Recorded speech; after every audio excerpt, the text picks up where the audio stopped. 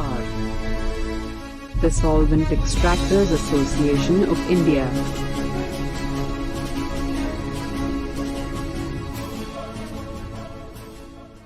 After the formation of the first solvent plant in 1943, the setup of solvent extraction industry started.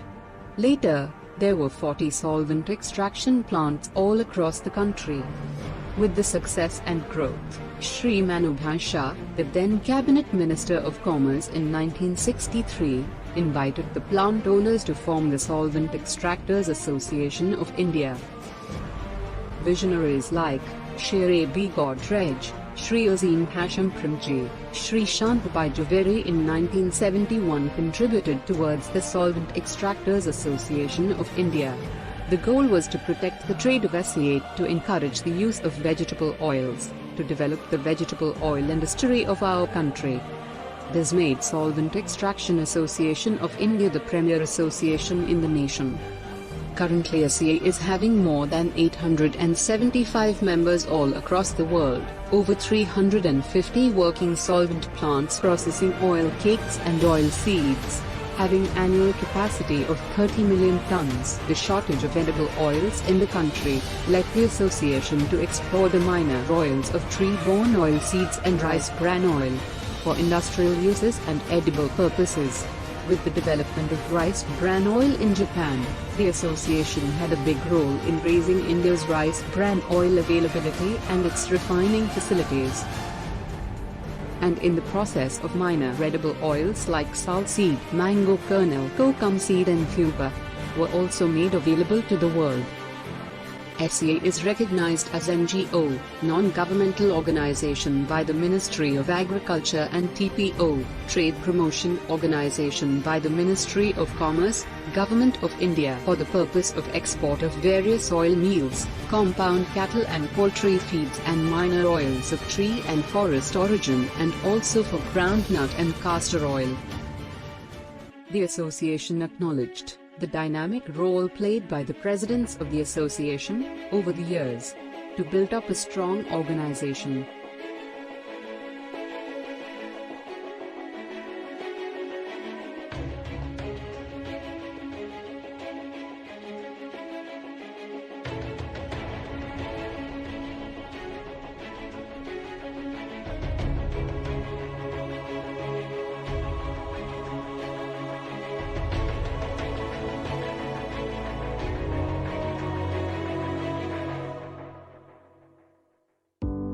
SCA of India does many events like Globe Oil India, MSPO Workshop, G2F2, Global Rice Bran Oil Conference, and organizes and participates in national and international exhibitions all across the world to discuss the trade, progress and future of global oil industries. The Solvent Extractors Association of India connects with various national and international bodies for organizing exhibitions to complete its aim of providing all suitable oil facilities to the world.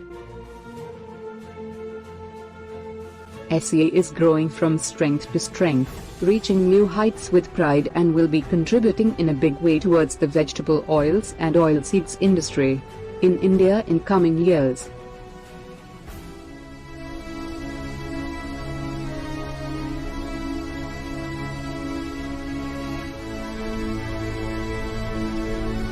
We are the Solvent Extractors Association of India.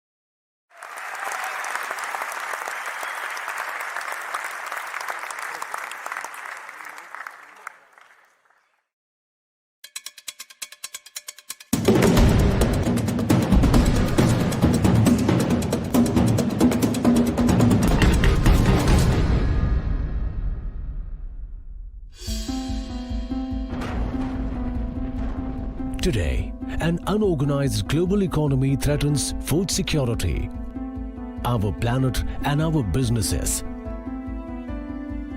The challenge is to produce more with less and ensure that it's done in a way that sustains people and the environment. Solidaridad Network is an innovative and solution-oriented global sustainability organization with almost 50 years of experience in facilitating development with socially responsible, ecologically sound and profitable supply chains in 13 agro-commodities and industrial minerals across 35 countries. Headquartered in Hong Kong, Solidaridad Asia operates from its offices in India, China, Indonesia, Malaysia, Israel, Bangladesh, Myanmar and Sri Lanka. Over 10 years, it has been Solidaridad's continued endeavor and privilege to develop innovative sustainability solutions for the Asian markets. Solidaridad's mission is to bring together supply chain actors and engage them in innovative solutions to improve production, ensuring the transition to a sustainable and inclusive economy that maximizes the benefits for all.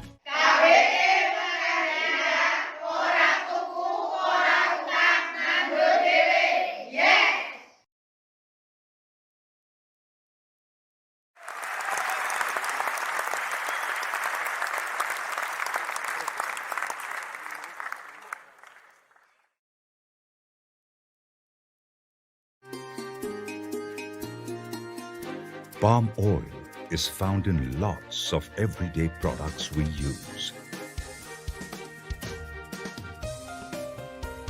The palm oil industry significantly contributes for raising income of smallholders, food security, and poverty reduction.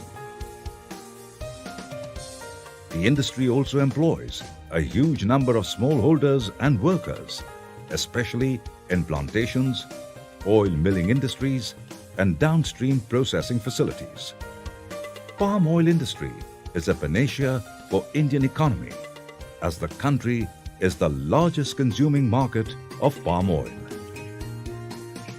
Looking at the growth potential of this sector, the Solvent Extractors Association of India has created the Indian Palm Oil Sustainability Framework, IPOS, with the support of Solidaridad, Indian Institute of Oil Palm Research, and many others. IPOS represents C's commitment towards sustainable development of the vegetable oil sector in India. With this end in view, C or Solvent Extractors Association of India signed an MOU with Solidaridad to create a sustainable model specifically focused at the palm oil sector. Palm oil is a very competitive crop that has allowed hundreds of thousands of smallholder farmers in Indonesia, in Malaysia, and many other countries to come out of poverty. At the same time, it is a very crucial crop for Indian economy. Looking at the promiscuity of this crop, Government of India is promoting this crop at a very large scale. IPOS being a national initiative would ensure and promote sustainability in palm oil sector. I believe this IPOS framework, which is now being headquartered in the Solvent Extractor Association of India's office, will allow us to create a regional cooperation between India, Indonesia, Malaysia, and China to promote sustainable trade and sustainable production in palm oil.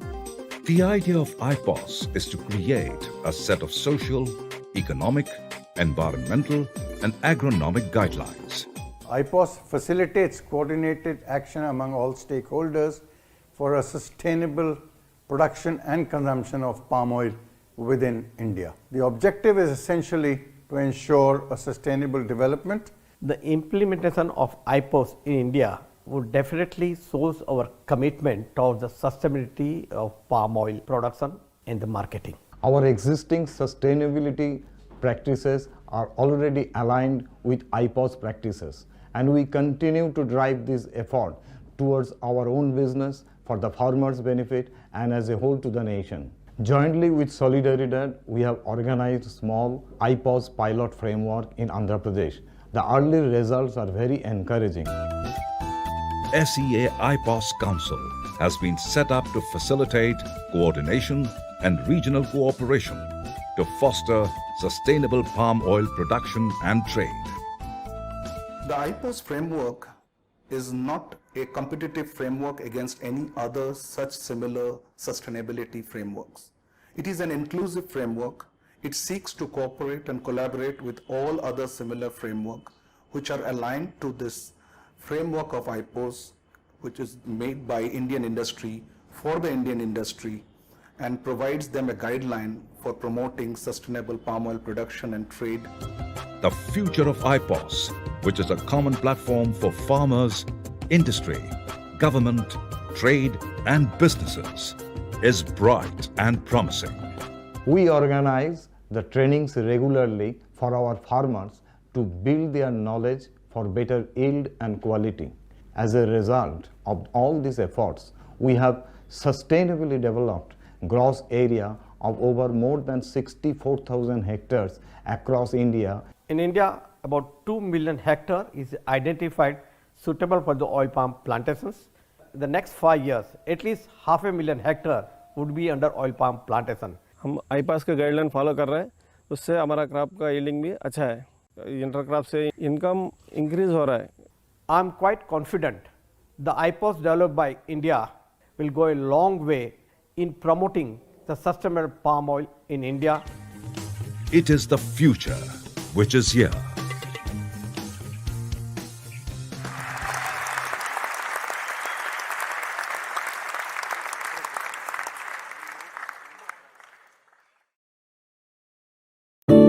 We are Godrej. That's us in ruby, green and blue. And this is a story of the little things we do. It started with a little thing we made to protect you and your things. Over 100 years on, we're still doing the same, except it now has wings. Lift off. Little things that will take you places you can't get to on an airplane. And little things that circle the earth and tell our farmers when it'll rain.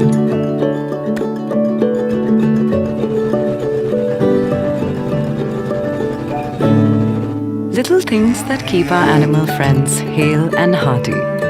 And little things that keep kids healthy and naughty. Little things that keep not just our homes, but even medicines and vaccines cool. And little things that rinse away dirt and allergens, so your little ones don't miss a day of school. Little things that make washing hands so much fun. And some that make your cars and homes smell like spring. Little things that keep diseases away. And some that make your hair shine and swing. Little things that help you make things, big, small, and everything in between. And little things that help carry those things to places far and even unseen.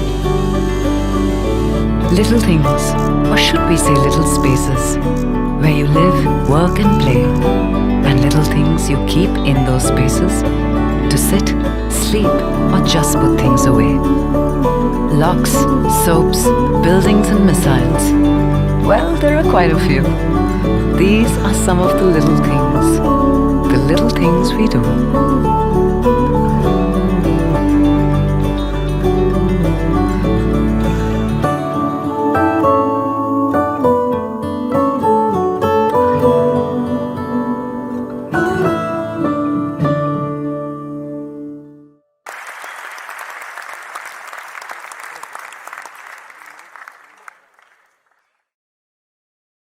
Good afternoon, good evening, and good morning, depending on the location our friends are from.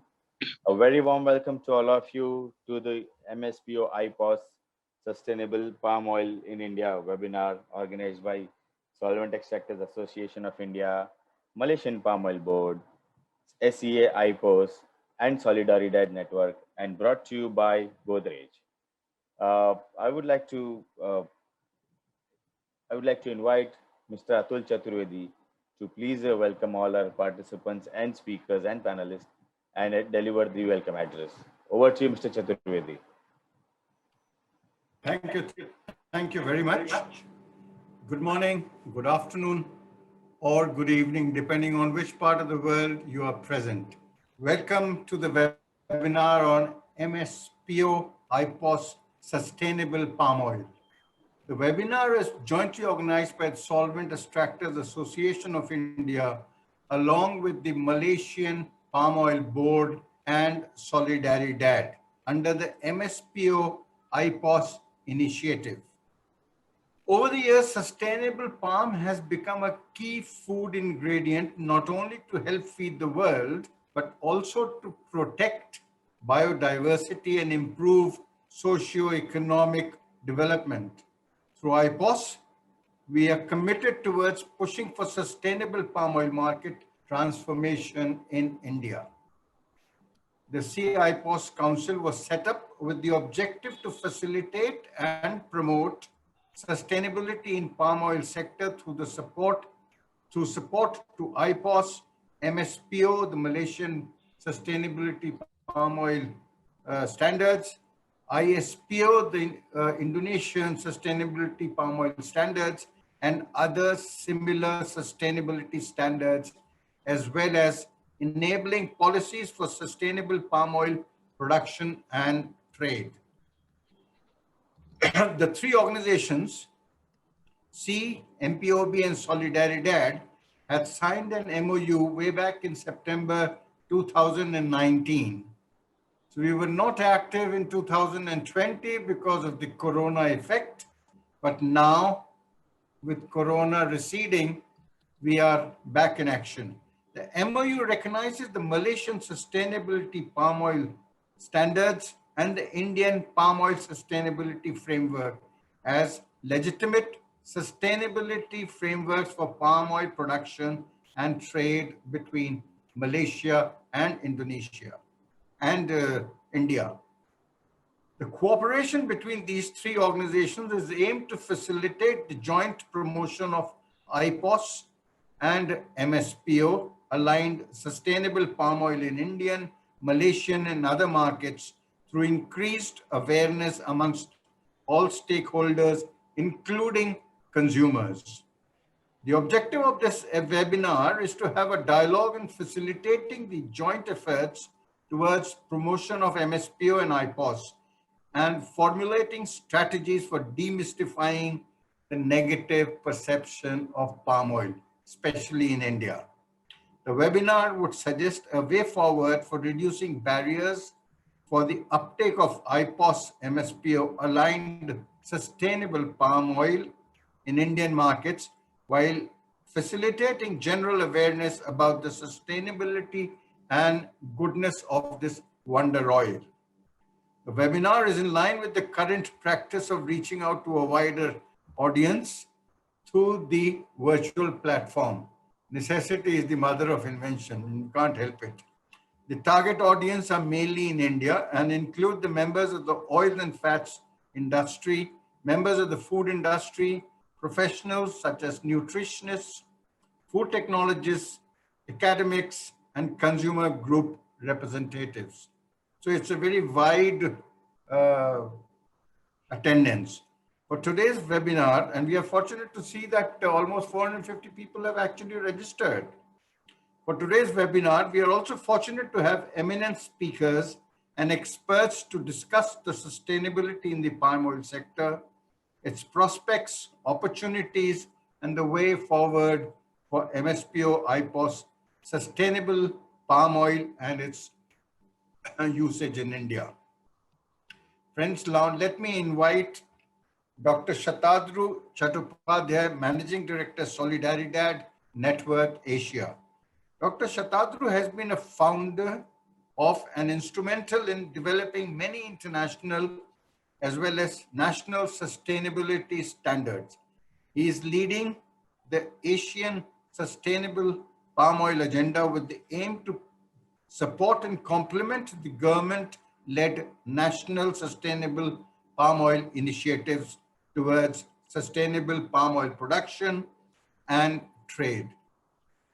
He is a regular speaker at various forums and conferences around the world on sustainability. Over to you, Dr. Shatadru. Thank you for joining us. Thank you so much, Atulji. Thank you for to each and every one of you for being here with us today.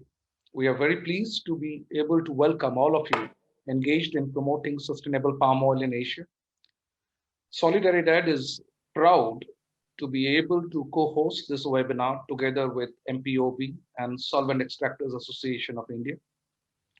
We are also very proud of our years of partnership with Solvent Extractor Association of India and Malaysian Palm Oil Board, focused on making Asian palm oil industry more competitive and more sustainable.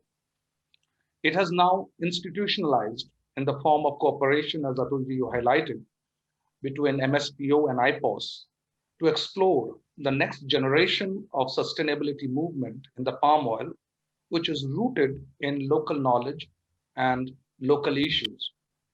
I would like to express my sincere appreciation to all of you who are generously helping us to make this event come together to become a success.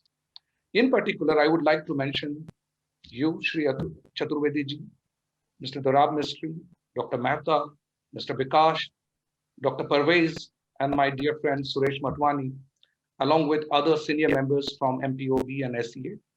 We have all come together for our mutual passion for sustainable palm oil in Asia.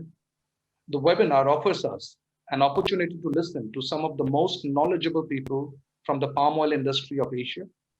I am looking forward to hear from these leaders and cordially welcome you to this webinar. Thank you very much.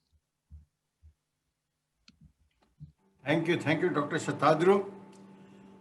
Now I have the pleasure of inviting Dr. Ahmad Parveez Ghulam Kadir, Director General of Malaysian Palm Oil Board. Dr. Ahmad Parveez has more than 30 years of experience in palm oil industry with expertise in the field of plant molecular biology, genetic engineering, and biosafety. In the scientific field, Dr. Parveez has developed transgenic oil palm and has gained recognition internationally. He is very active in various professional societies, including the International Society for Oil Palm Breeders, President and American Oil Chemist Society, Asian Section Chairman. He is also a board of trustee of Malaysian Palm Oil Certification Council and former chairman of Genetic Modification Advisory Committee under National Biosafety Board. Very, very accomplished speaker. Over to you, Dr. Ahmad. Thank you for joining us. Assalamualaikum. He's joining from Malaysia. Right. Assalamualaikum and a very good day. I think depend wherever you are. Thank you so much, Mr. Atul, the President of Solvent Extractors Association. My friend, Dr. Shatadru, the Managing Director of Solidaridad Network Asia, and our renowned speaker, Mr. Dorab Mistry, friends and colleagues, speakers, ladies and gentlemen. First of all, I think I would like to thank the organizer for inviting me to be one of the to give one of this welcome address today for our very important global webinar entitled MSPO-IPOS Sustainable Palm Oil in India, Prospect, Opportunities and Challenges. Well, India is Malaysia's key partner and friend when it comes to palm oil trade.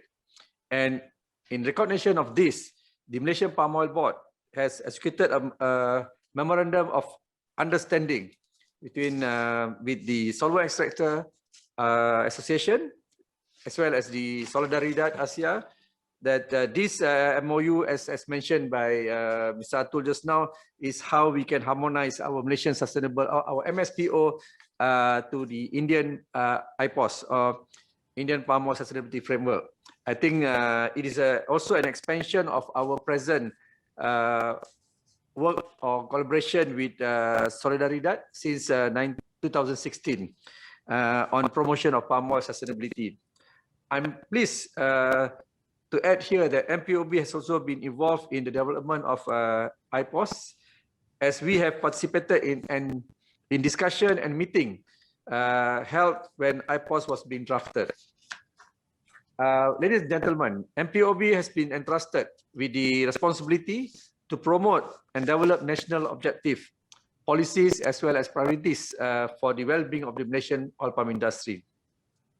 In meeting with this objective, one of MPOB's core function has been research and development related to oil palm and palm oil and providing services to the industry.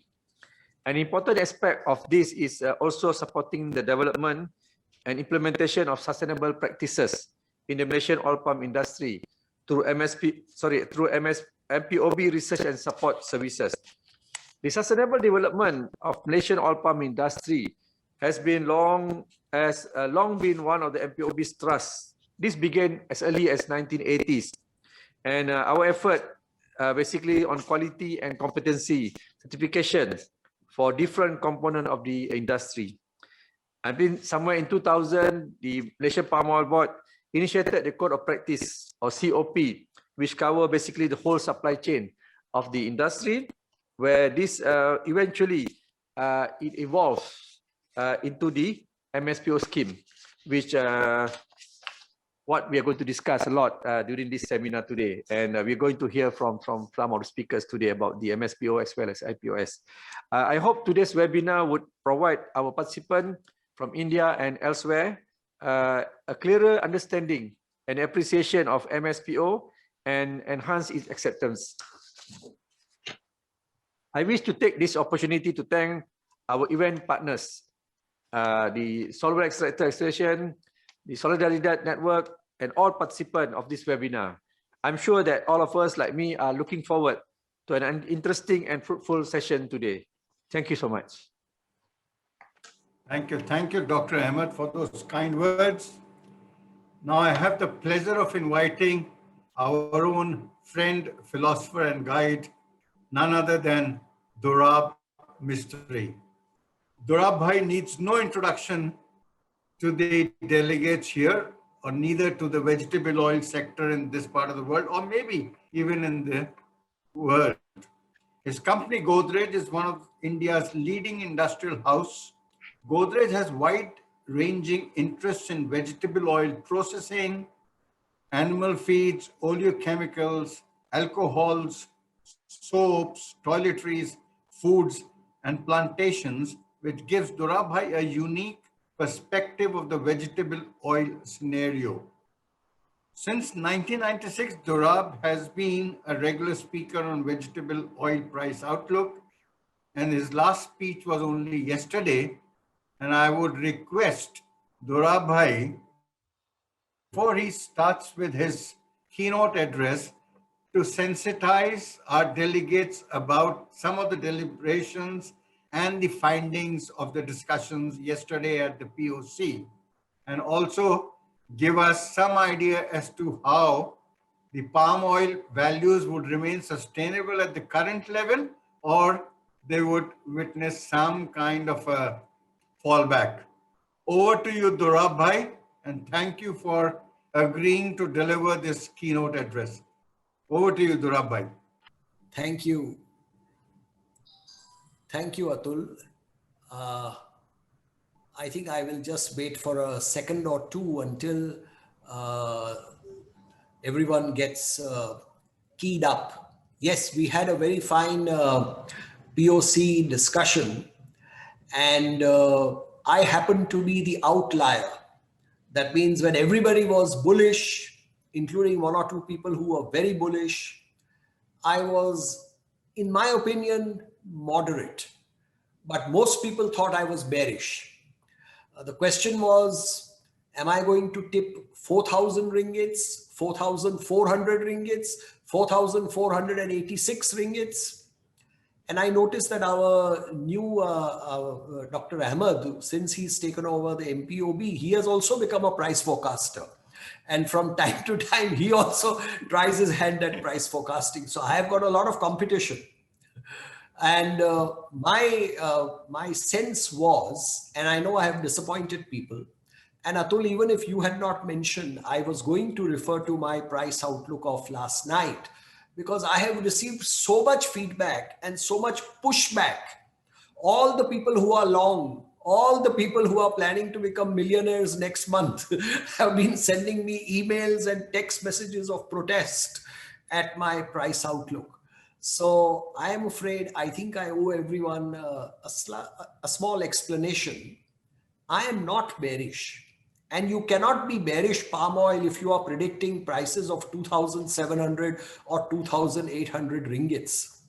I have been in this industry long enough to remember that bearish meant 1,000 ringgits. Moderation meant 1,500 ringgits. And when you said 2,000 ringgits, it was bullish. So how things have changed, how things have evolved over the years. I think this year, in many ways, I mean, I talk of 2020 and 2021, the palm oil industry has been very fortunate, very timely, and I must say also very disciplined. And I refer to both Malaysia and Indonesia. Indonesia has been very disciplined in the way they have gone ahead with the biodiesel mandate. Malaysia is following suit. But Malaysia played an absolute blinder, and I have complimented the Malaysian government and the Malaysian Prime Minister, who I know personally took the decision in June last year to abolish export taxes. And that made Malaysia super competitive. So all the exports went to Malaysia. Indonesia was supplying its own domestic market with the biodiesel mandate.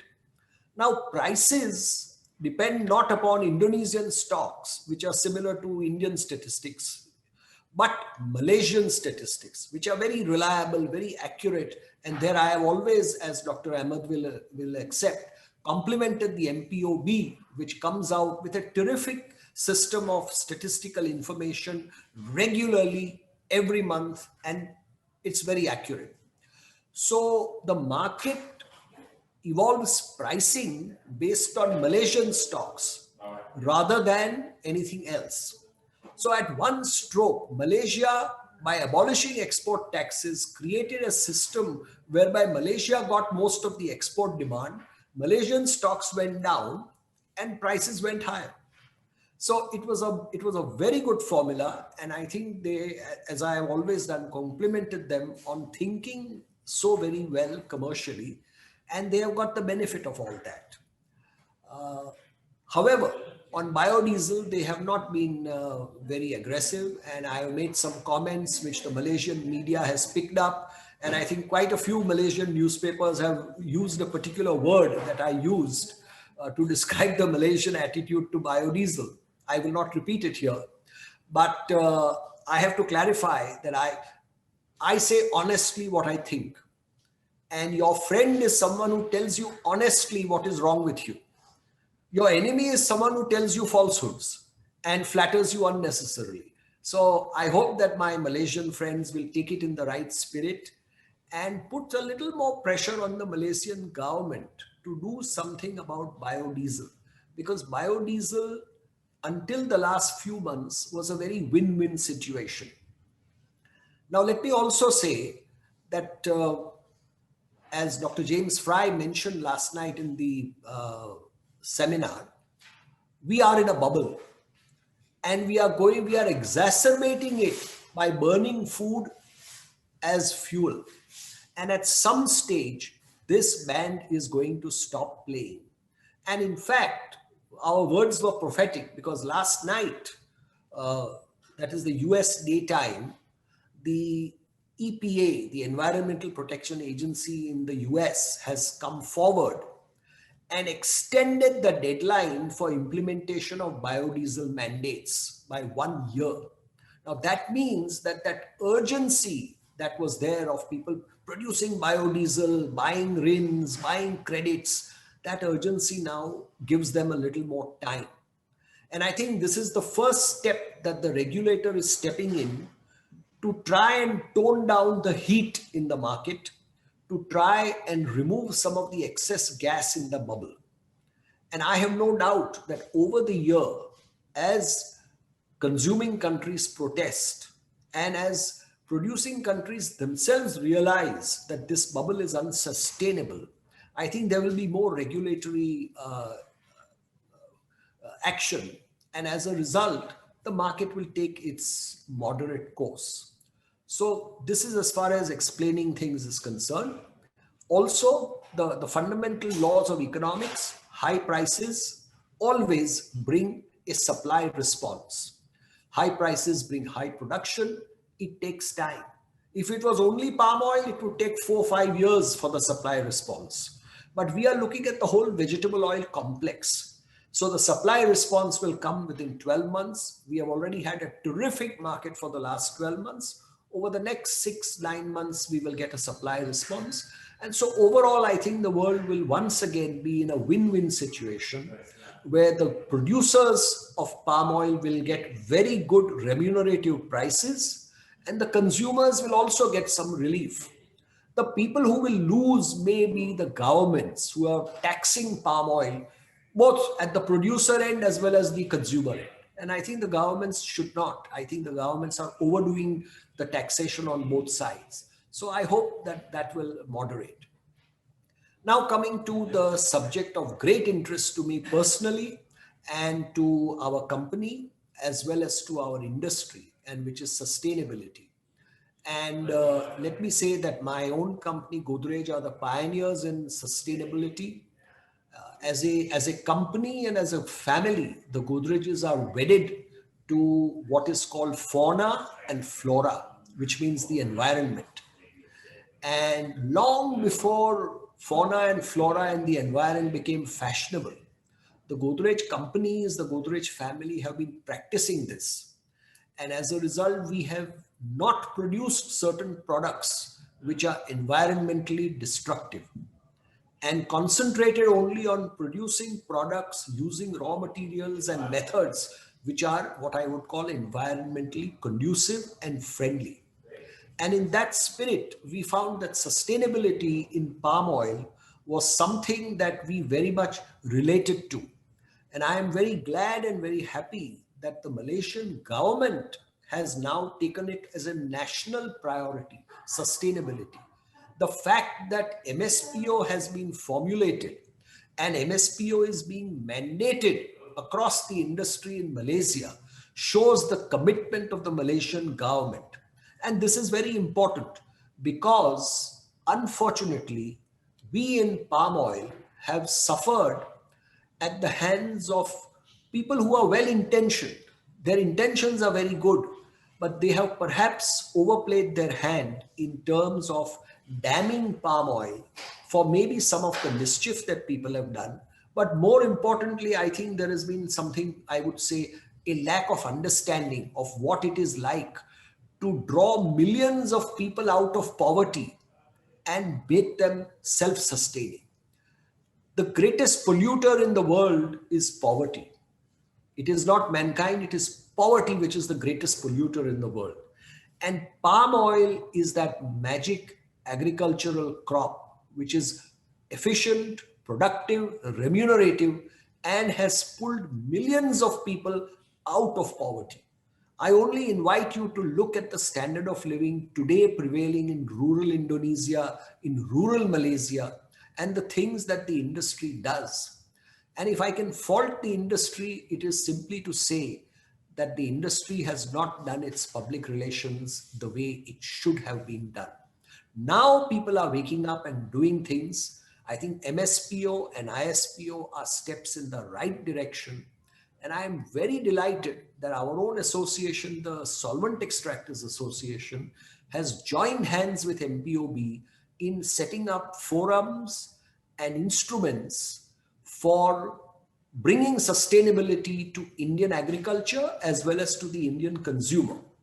For India, sustainability has two steps. One is the importers of palm oil and the processors. And gradually more and more are moving into sustainable palm oil because the demand is there. If you want to sell anything to a multinational company, if you want to export your products, then you must have sustainability certificates. So it is important, and that is creating its own momentum. But what really makes me very happy is that the Indian production of palm oil is one of the most sustainable practices you find anywhere across the palm oil industry. And I am very glad that in today's seminar, Naseem Ali from our Godrej oil palm in Andhra Pradesh, who has just recently retired, and I know that his successor Sogata has also joined this webinar. Naseem is going to talk a little bit more. But what really pleased us was that when the Unilever team came to India and went to the Godrej oil palm plantations, they actually made a report saying that they were delighted that without any prompting, the original practice of growing oil palm in India was one of the most sustainable that they had ever found in any part of the world.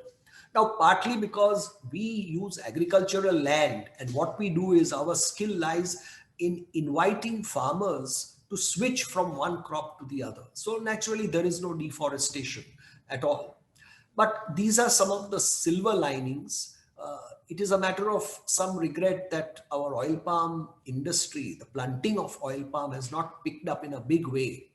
But I am looking to you, Atulji, that once the National Commission on Oil Seeds and Oils is set up, you will lead the way and get this very important area to generate enough momentum so that we can expand oil palm. I know that the government of Andhra Pradesh and Telangana are very good, and we have been blessed with two extremely active former chief ministers, both Mr. Chandrababu Naidu and Mr. YSR after him, in really promoting oil palm. I am a little out of touch now, so I don't know whether YSR's son Jagan Mohan is also so committed to oil palm. But I know that the Telangana government is very committed, and they have, I believe, signed an MOU with the Malaysian government.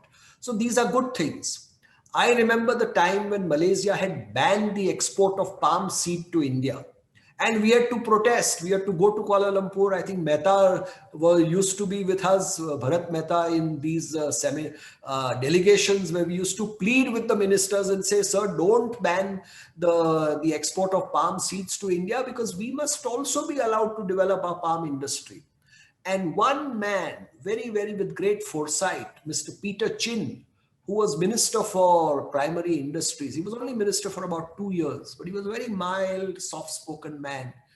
And for some reason, I used to give advice to every Malaysian minister. Most of them would disregard it. You know, they would politely receive me.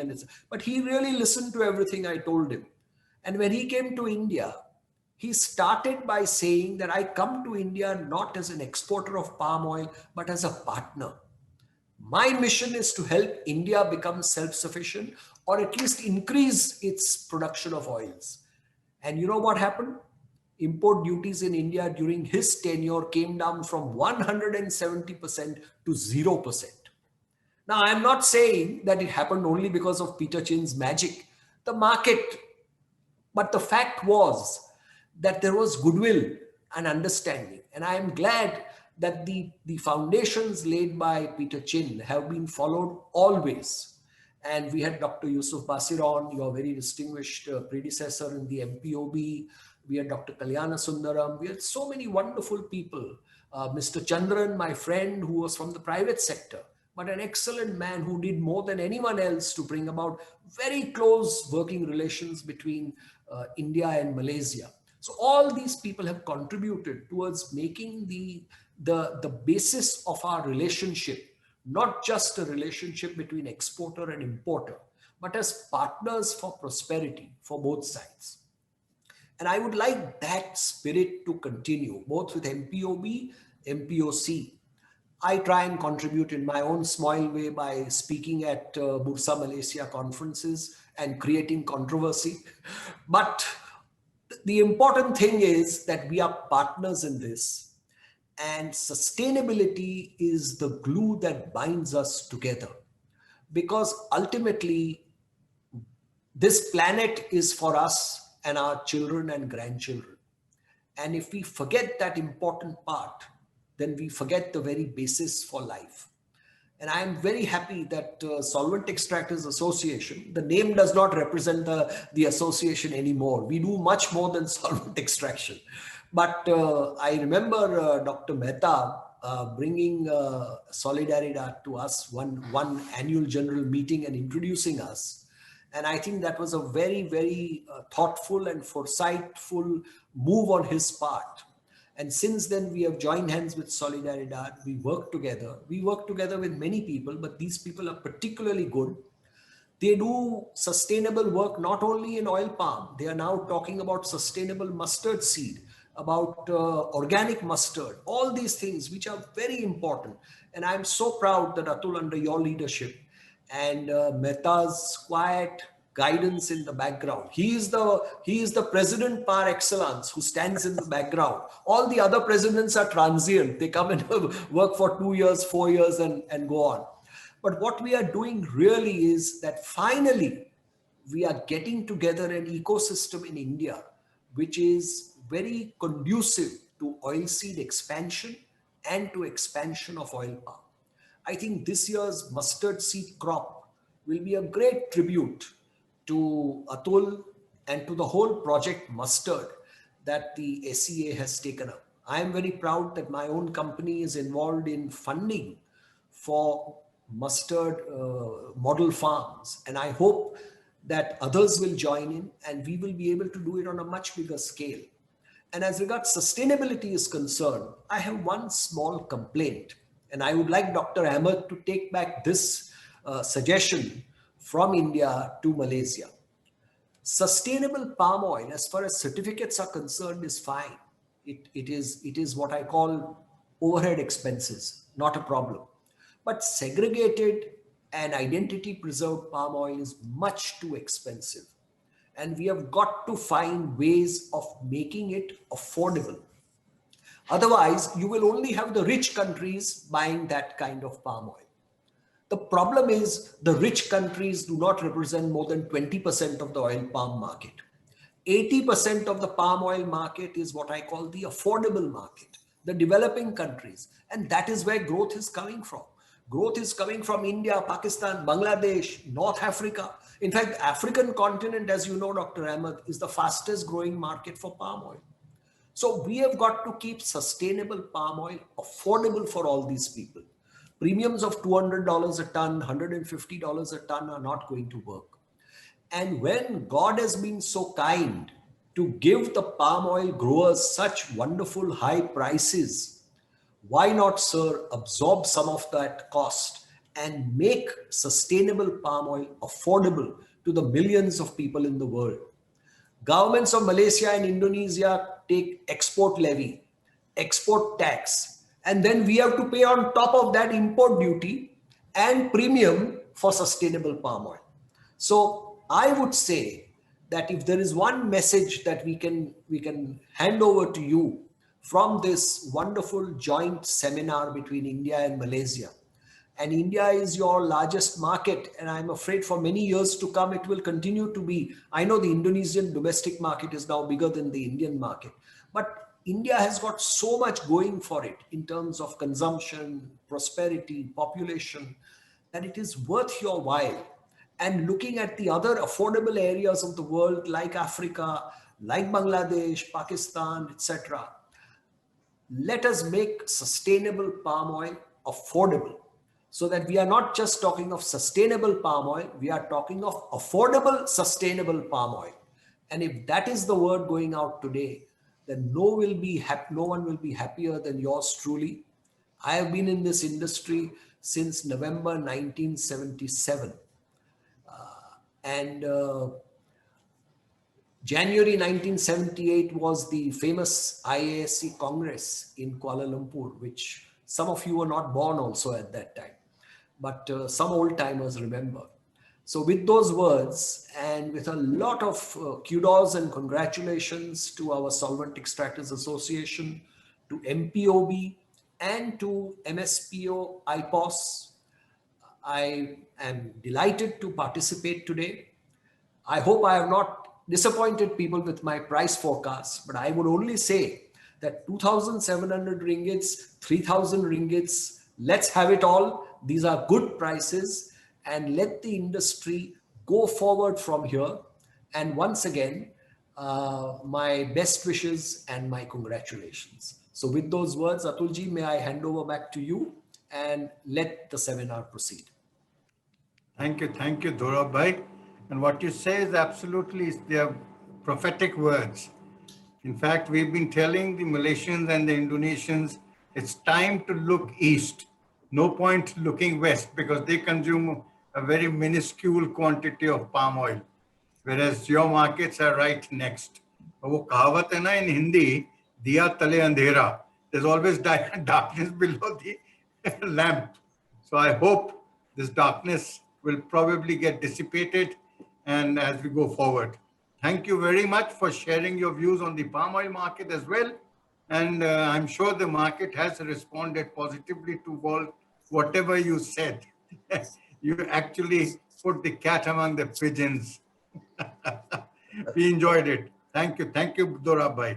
Over to you, Harshal, now for you to take things over. Thank you very much, Mr. Chaturvedi. And thank you, Dr. Shatadru, Chattopadhayay, Dr. Parveez, Ahmad, and Dr. Dorab Mistry for your insightful words. We now move on to the next segment of the webinar, which is the presentations. I would like to invite Dr. Shatadru Chattopadhayay from Solidaridad to deliver his thoughts and inputs on sustainability in the palm oil sector and role of IPOS MSPO. So over to you, Dr. Chattopadhayay, and I will relay the presentation that you have made. Thank you. So thank you once again for giving us this opportunity to present the issue of sustainability in the palm oil sector, role of IPOS and MSPO. It's always a challenge, and a big honor, of course, to come after Mr. Dorab Mistry to speak about anything on palm oil, be it on sustainability or anything. So because almost everything is already being said, I will try to bring it from probably a little different perspective, from a civil society perspective, the issues that we have been talking about as an organization for last 52 years in different commodities across the world, and highlight few elements that we see appearing in the space of sustainability in the palm oil. Now, these figures are quite well known, that global consumption of palm oil, India, Indonesia, China, and Europe, they are the major players, and the palm oil consumption is going to grow. It is, as per many figures, it will be growing at around 5.5% compounded annual growth rate. So that's the one reality. The other reality is that palm oil faces three fundamental challenges. One is there is an increasing trend of palm-free products which are coming up in the market. And I was shocked to see in Bangalore, one of the markets, also seeing the kind of a palm-free product. I thought it was more of a European phenomenon. Solidaridad has fought court cases aligned with the industry because we believe that it is not the fair thing to do. But this is something, is a phenomenon which is happening very regularly nowadays. The other point is a kind of a misperception that palm oil is not a healthy oil. Most of our middle class households actually don't use palm oil as the preferred edible oil for our consumption. And it is based on lack of understanding and of the health issues, and it is not properly articulated well by the industry that how palm oil could be healthy. And of course, the well-known issue of palm oil responsible for deforestation. This is a very big kind of challenge, which is often articulated by several organizations. But the other interesting part is, if we look at all the edible oils in the world, if it has to be replaced by one of the oils, in all the edible oils as per 2017, palm oil would require only 52 million hectares. And if compare it with, let's say, soybean oil, it will take 482 million hectares to compensate for all the edible oil requirement. And it goes up. It goes right up to 2.35 billion hectares needed for sesame seed oil. So it shows how effective palm oil is. If it has to replace all the vegetable oil demands, we will just need 52.3 million hectares. As Mr. Mistry mentioned, and I would just like to articulate it with facts, that palm oil has been probably one of the biggest poverty elevation tools in the world. As per Stanford University, almost 1.3 million people were lifted from poverty in Indonesia as a direct result of expansion of palm oil industry. And this is becoming important as the smallholder shares are increasing, everywhere, and that's where the growth is going to come in future. Already it is expected to reach 50% in Indonesia. Malaysian model of palm oil cultivation is studied and replicated in many countries. We ourselves are doing it in Ghana, in Ivory Coast. It is seen as probably one of the best poverty reduction model. And we can already see 50% of people living in poverty to 5% in a couple of decades with the palm oil. This is a factual presentation. And of course, we should not forget that it provides consumers and also producers with nutrients and health benefits at a reasonable price point. So we face a dilemma. We see a kind of palm oil as a savior, but we also see palm oil as being presented as a kind of a problematic crop. And the solutions which are available today, how do we know which product is sustainable and what is not? And we see that there are, globally, there are a lot of sustainability schemes like RSPO, the predominant one, but then you are coming up with new models like verified sourcing areas, organic, and then we have the national standards. We have now IPOS for India, but ISPO, MSPO more dominant and more known. But if we look at Europe,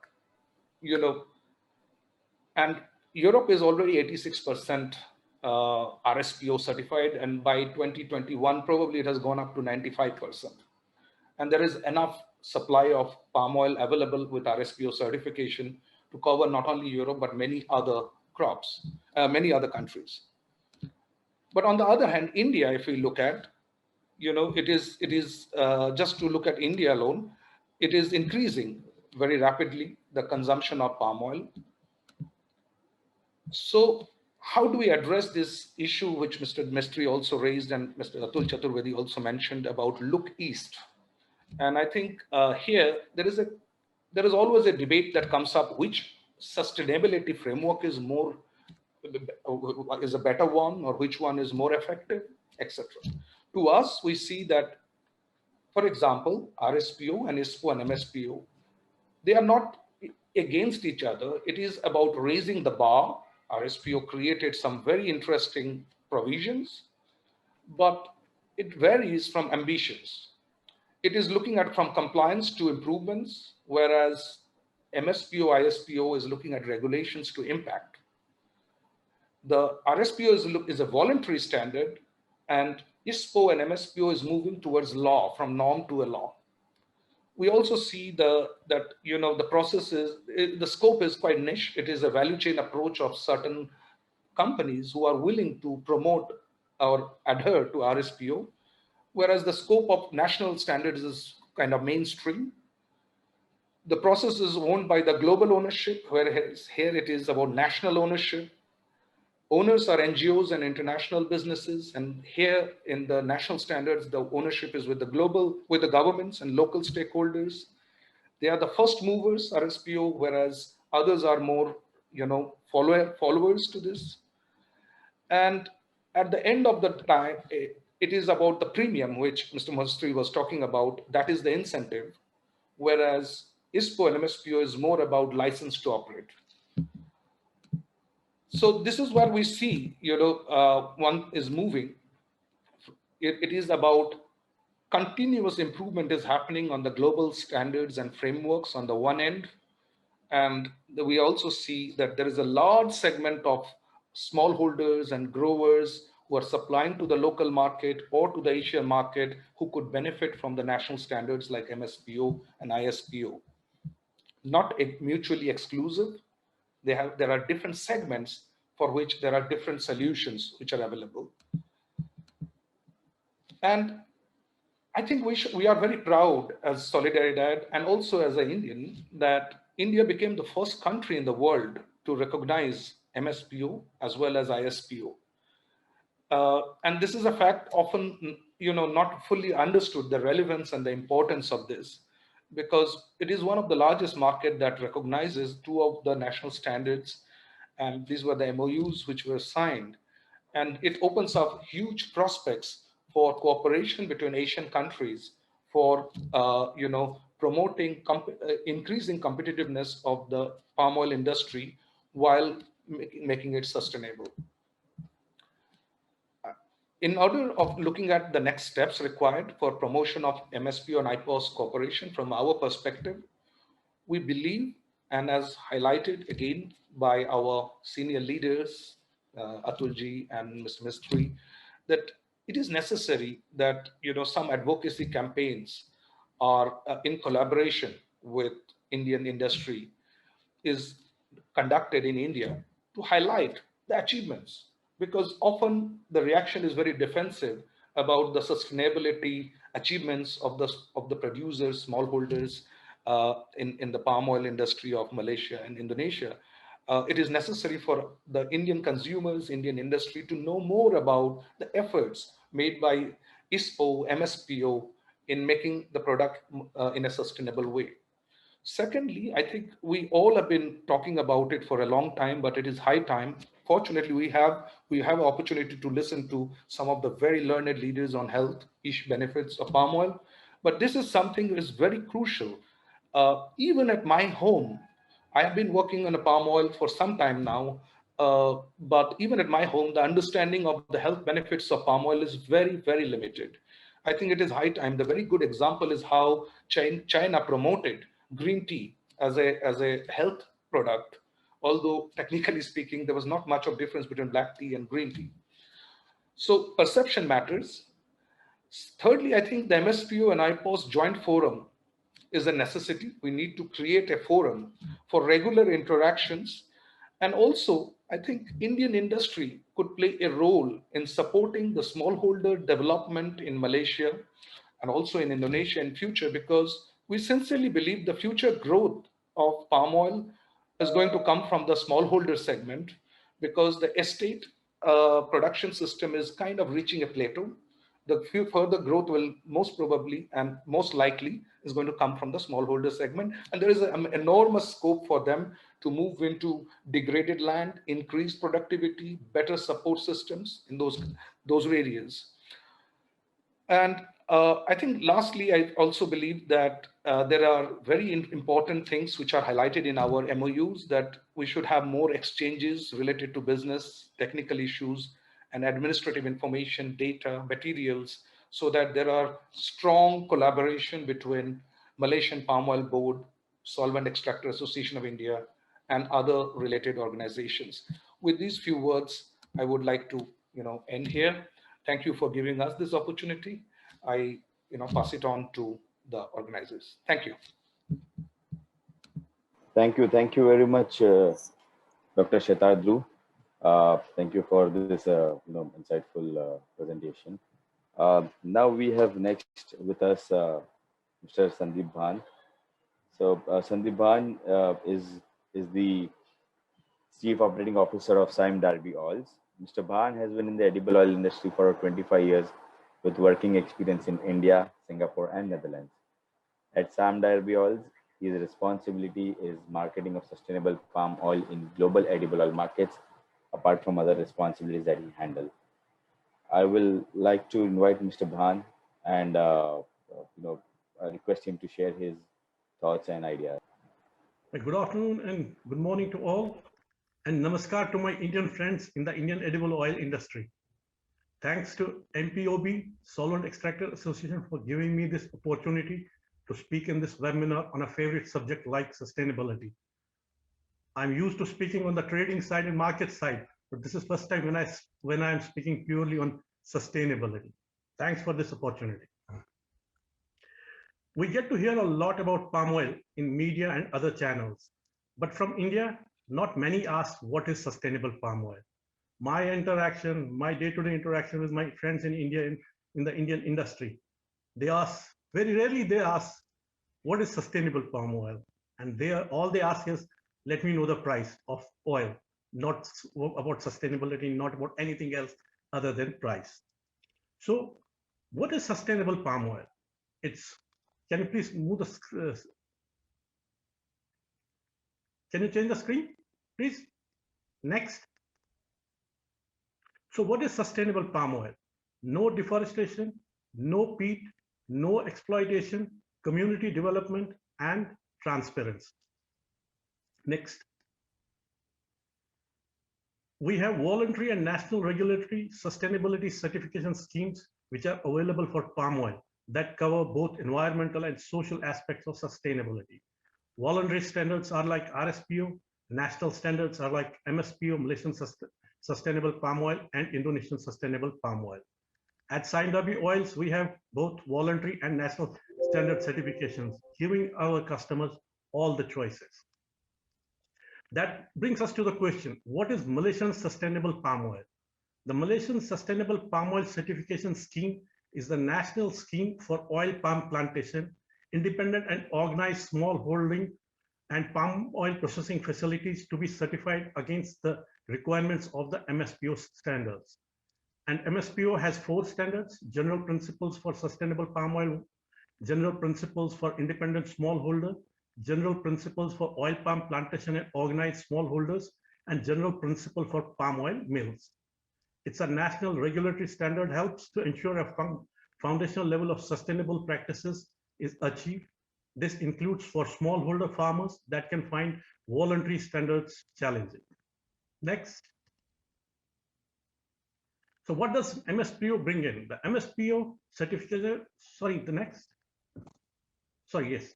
So what does MSPO bring in?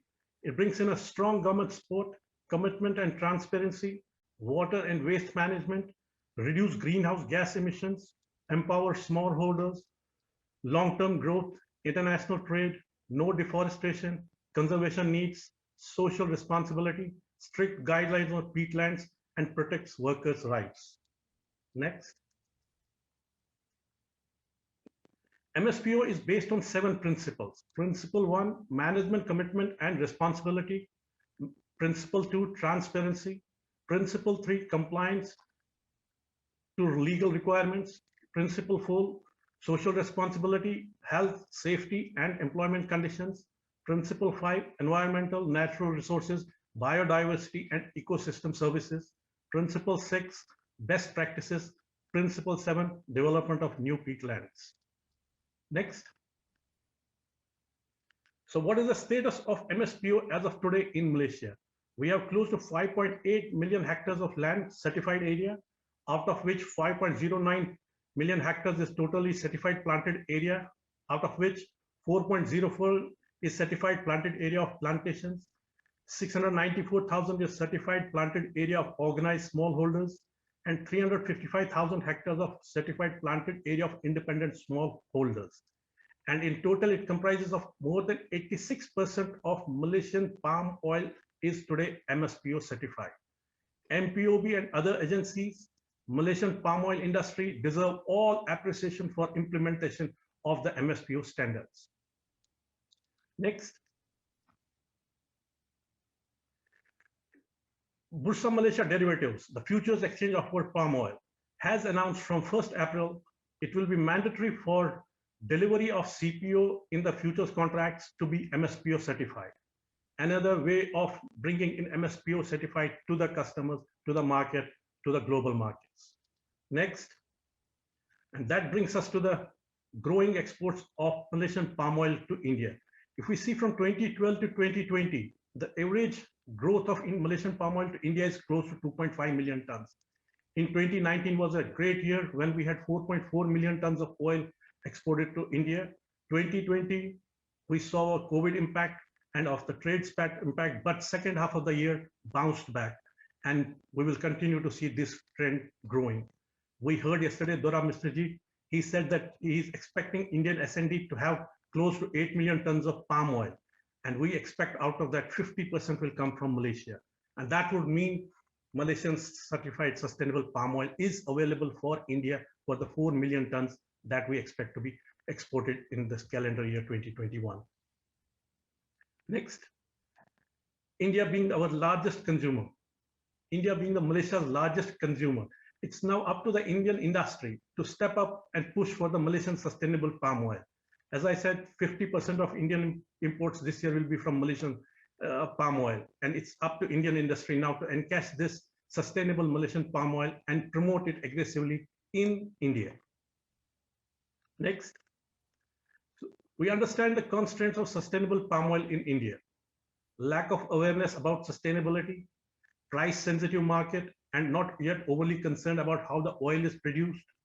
Unorganized sector and unbranded segment of palm oil sales, blended oils. It's a challenge of how do we address this particular segment where big growth of palm oil is there, but it needs to be sustainable oil. Lack of investment in palm oil image enhancement needs change in perception from cheap oil to sustainably produced healthier oil. Lack of use of traceability platforms. Why I say traceability platforms? It is extremely important in a supply chain to have a traceability platform where you can trace the origin of the oil. Today, Malaysian companies offer traceability, they say including Sime-Darby. We have our platform called CrossCheck, where you enter the name of the vessel and you will get all the details of where the oil has come from, which is the mill that oil has come from, and this all comes free. Dorabji was saying that we need to make it cheaper. Dorabji, we are trying our best. We are making all efforts wherever we can to address the needs of the customers, but customers need to take on these advantages of traceability and start promoting Malaysian palm oil. What can be done to increase sustainable palm oil in India? Promoting sustainability standards and certifications are necessity. Companies should make public commitments on sustainable palm oil uptake. Encourage all importers of palm oil to shift to sustainable palm oil. This is the first step which we need to do, because the oil is brought in by the importers. If the importers decide to switch to sustainable palm oil, it will give a big boost in India for a sustainable palm oil. Government policy responses that would encourage the use of sustainable palm oil. Consumer awareness of impact of sustainably produced palm oil needs to be done. Specify Malaysian sustainable palm oil as ingredient in the final consumer product, and many more. Next.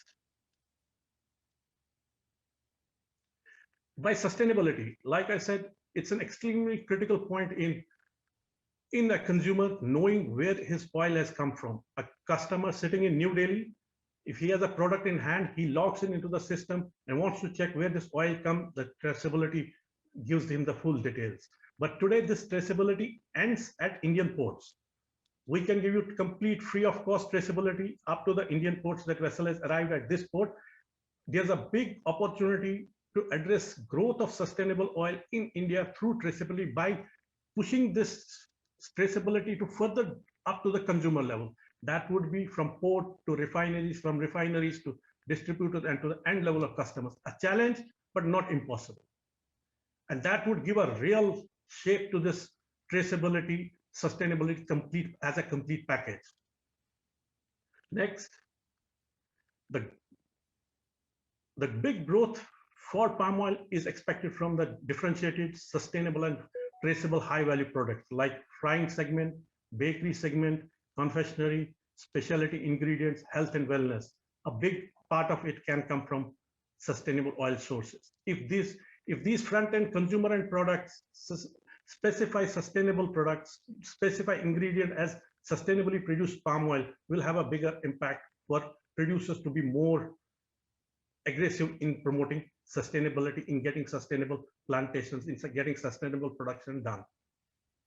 Next, palm oil is a healthier oil. If we add on to the benefits of palm oil with sustainably produced palm oil, it can make a big consumer impact. Today, we are not promoting in India the benefits of the healthy properties of palm oil. But if we package this together with sustainably produced palm oil, it will have a bigger impact. Next, creating value by marketing and strong branding, a necessity. We need to do that. Grow business landscape from just a buyer-seller perspective to a more collaborative mode. The current relationship between Malaysia and India is of a sort of a buyer-seller where price determines the relationship, but that has to move on. We have to move to a more collaborative relationship where we can help each other in growing the business, in growing the volumes, in growing the sustainability. We need to move with 100% traceability in India, and Malaysia is going to be supportive to the last drop of oil that enters into the Indian market from Malaysia. Supply chain optimization, like I said, it's a key factor. We need to have it done. We need to keep it in terms of traceability, in terms of getting traceability to the end consumer. who should be able to identify the source of oil. With that, I conclude my presentation with sustainability is no longer an added premium, but a continuous commitment by both upstream and downstream players to be above and beyond the requirements. Malaysian and Indian players need to have a continuous engagement towards pushing sustainable palm oil in Indian market. Indian players to take the advantage of assistance from Malaysia to promote MSPO, and Indian players need to start declaring public commitments towards using MSPO. With that, I thank you very much. Thank you very much, Mr. Ban. This was really helpful. Now moving on to the next speaker. Our next speaker is Mr. Prabodh Halde. Prabodh Halde is the immediate past president of ASFT, which is Association of Food Scientists and Technologists of India. Dr. Halde is renowned food technologist with a well-rounded multidisciplinary experience and expertise. Dr. Halde is currently working as regulatory head in the R&D department at Marico, India. Dr. Halde has vast practical industrial experience in the areas of quality and food safety, and he has earlier worked with Bakemans, ACC, and Coca-Cola India. Not only that, he is very supportive and is currently mentoring more than 250 startups and supporting and mentoring more than 400 students. And he has delivered more than 200 national and international seminars in India and abroad on food processing, quality, and food safety. As a recognition of his expertise, he was selected to be part of the PMO visit delegation to Tajikistan as a food industry expert in June 2015. Similarly, in May 2017, he was invited by US State Department as a food safety expert for a 21 days leadership exchange program. He has been recipient of many illustrious industry and academic awards, and he has written much appreciated books on food safety regulations for sectors such as oil industry, bakery industry, and retail industry. Not only is he a writer on the books, but he's also published 5 motivational books under the title Prabodhika, which is aimed for motivating students. So I would like to now invite Dr. Halde and request him to share his thoughts on the topic palm oil in Indian food system, the health benefits of palm oil. Over to you, Dr. Halde. Thank you, Harshal. Respected all dignitaries. Am I going to share my screen, or you will be? I will share the screen, sir. Thank you. I hope you have updated my presentation. And my previous speaker has spoke about sustainable and also the health benefit. I think I was hearing from afternoon sessions, Atul ji, Dorab ji, and all the dignitaries. Palm oil in Indian food context is one of the very important oil, not only for sustainable, but also for the ecosystem of our country. Thank you, everyone. And I will not take more than 9 minutes, and allotted time is 12 minutes, but I understand that Dr. B.V. Mehta is looking at me, and then the panel discussion is on, and all important people have spoken, and I will not repeat what they have spoken. Thanks to organizer for inviting me, MPOB, ACA, and all the dignitaries of webinar. Friends, fats and oil is an important part of your diet system. Just to tell you, it gives you 9 calories per gram. There is no other food like fat and oil which gives you so dense calories. In this COVID time and also otherwise, the calories are very, very important for increasing your immunity. So the oil and fats are important part of your diet system. Other food articles and ingredients like carbohydrates, protein, they only give 4 calories. We are giving double than protein and carbohydrates. So the importance of oil and fat in our food ecosystem. Apart from that, there are functional property of oil and physiological property of oil. In functional property of oil, apart from the cooking medium, it also gives you the taste, it also gives you the texture, it also gives you the mouthfeel. It also gives you a satiety, feeling of fullness. Unless you eat oil or fat, you will not feel full. More than that, other benefit like all oil and fat soluble vitamins like A, D, E, K, oil is a carrier of that. If you do not consume oil, because of some dietitians are saying you are not only stopping the energy, but also you are stopping all the micronutrients which are otherwise available. The best source is oil. Other micronutrients like lipoprotein, then other non-fatty matters which are present in the oil, they all are comes as essential part of your dietary systems. How much oil is required? I know that because of this lack of awareness, any dietitian or nutritionist, first thing they will say, reduce the oil intake or stop it. I think it is very important to understand whenever you are talking about oils and fat, you have to have a balanced diet with the balanced oils and fat. Then the selection of the oil comes. But it is important to have 25 to 30% of total calories coming from your oils and fat. And it is very important, the country like India need to have a balanced approach towards your diet.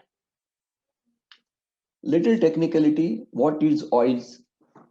It has triglyceride, diglyceride, monoglycerides, fatty acids, which are you call MUFA, PUFA, and SAFA.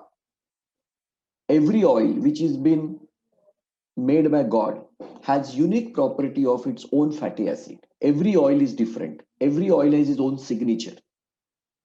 These are the major components which are the fatty matters and fatty acid composition. The minor components like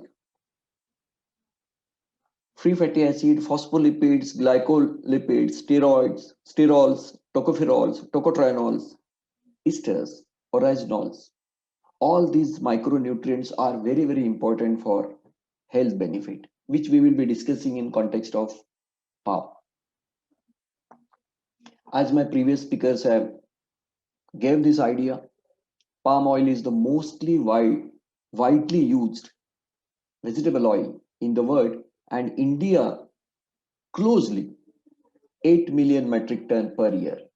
And I am happy to know that next year 50% will be coming from sustainable Malaysian palm oil. Palm has been blessed by the God because 40 kg of palm oil per tree, and each fruit gives you close to 30 to 35% of oil. That's why it become more sustainable. And it is also like every month harvesting, unlike other oil crop. So it is a very unique crop. There is a myth about palm oil. Palm is equal to saturate. But if you see the property of the palm oil has equal amount of saturate and equal amount of unsaturated. Like MUFA and PUFA is equal to the saturate. It is not dominated with the saturate. I think this is one of the myth. That's why the awareness and the PR is important. Also, it contributes to the dietary fat intake for the taste, for energy, and for oil-soluble vitamin absorptions. Palm is one of the best cooking medium. Indian and South Asians, we enjoy deep frying cooking. And for oxidative stability, palm is one of the best oils. Also thermal stability, palm is one of the best oil. And palm also is trans fat free oil naturally, and it can be used in making the trans fat free products. I want to bring to the point that trans fat is one of the very important aspects which should get eliminated from the oil value chain, and the entire world is working on it. India is also geared up, and trans fat is not good for health because it is a carcinogenic, it can create many other diseases, and India has taken objective that by 2023 the overall trans fat presence in the food system will be less than 2%.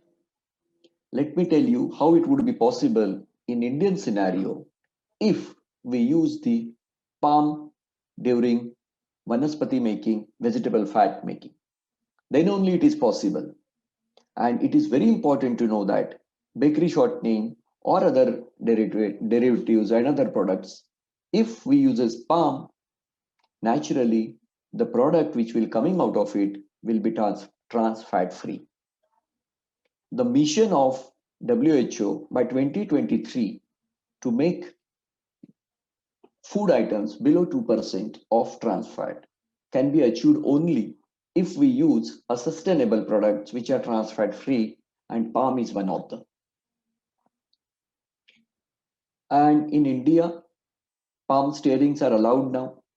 And you know that the physical blend of palm stearing or any other oil like coconut oil with the liquid vegetable oil, the combination can give you a trans fat free vanaspati or vegetable fat through the enteristification process. Many of our ACA members are adopted this, and most of the palm stearing goes into the vanaspati making, which gives you trans fat free vanaspati and which is good for country, good for environment, good for cause. So palm also gives you trans fat free products and you can claim it trans fat free. And there are many success stories. If you want to go through this, you can go to the MPOB guidelines and their websites. You will get most of the success stories, and they have derived a lot of products, including margarine. And that's why in Europe, this oil is becoming more popular. I'm going to touch very important aspect, phytonutrients in palm oil. This aspect of the palm has not been discussed. Many a time, because of the ample availability of the oil and the cost of the oil or the trading price of the oil, you tend to talk only on the cost. First time I'm seeing a technical person like me has been invited for this talk to talk about the health benefit. Friends, God has created this wonderful crop. It has its own benefit.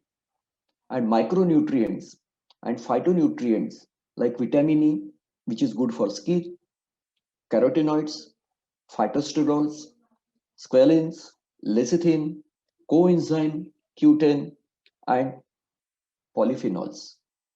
Palm is rich in all those, but we never spoke about this because we are only talking about trading price, forecasting, and availability. I think, Dr. Mehta, it is very important to say sustainability and health benefit of the palm along with other benefit like availability and the price point. I know that we are in the commerce world. Commerce will override the science, but science is important. And it is a time to communicate this. And we are not exaggerating. We are giving the facts. And the Indian scientist, Indian community should know this. In this palm also has micronutrients. Just to give you the comparison of vitamin E vis-a-vis other oil, I don't want to say other oils are not good. Every oil is unique. Same way, palm is also unique, carries some kind of a good nutrients, including vitamin E and tocotrienol. The benefits are huge. I'm not going to read out, but yes, it helps. Every oil has a micronutrients, and if you consume the oil in a proper quantity, as per given by the nutritionist, it benefits in your overall diet. Carotenoids are a unique property of the palm, and you know the color of the palm itself is a red and reddish color, which is like actually in the lycopene is present in the tomatoes. So this works for your eyesights. It has a pro-vitamin A activity, and it also has a good immunity enhancing ability. Carotenoids are very, very important. Other phytonutrients like coenzymes, squalene, phytosterols, they are also important. We can think about isolating these micronutrients, and during the processing, we can actually think about a nutraceutical property of palm oil. Already now there is a demand has increased for red palm oil. So slowly and slowly the research should increase, and academician in the Indian and Indian subcontinents should focus more on how we can utilize these byproducts, micronutrient products, and nutraceuticals. happy to say that FSSAI has released the Schedule 6, where the health claim is allowed on the oil, and they have included palm kernel oil and palmolene oil. This is a great certificate given by the Government of India that palm kernel oil contains medium chain fatty acids which are good for metabolization, also good for immunity. Palmolene contains tocopherol and tocotrienols, which are natural antioxidants, and everybody knows antioxidants are good for fighting a free radical. To summarize, palm is stable, sustainable oil for Indian cooking condition. Palm oil is mainly used in India for cooking medium, and also now it's being used as one of the healthy ingredients in removing the trans fat from the system. Palm oil contains many phytonutrients which are good for health, and more research is required, more cooperation is required, coordination is required with industry and research bodies. Thank you for giving me opportunity, and look forward to hear the panel discussion, and if any query, I can be contacted on the given number. Thank you. Over to Harshal. Yeah, thank you very much, Dr. Halde. Thank you very much. This was indeed a bit technical, but yes, informative from a health perspective for India.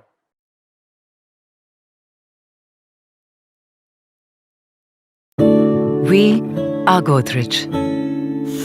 That's us in ruby, green, and blue. And this is a story of the little things we do. It started with a little thing we made to protect you and your things. Over 100 years on, we're still doing the same, except it now has wings. Little things that'll take you places you can't get to on an airplane. And little things that circle the earth and tell our farmers when it'll rain.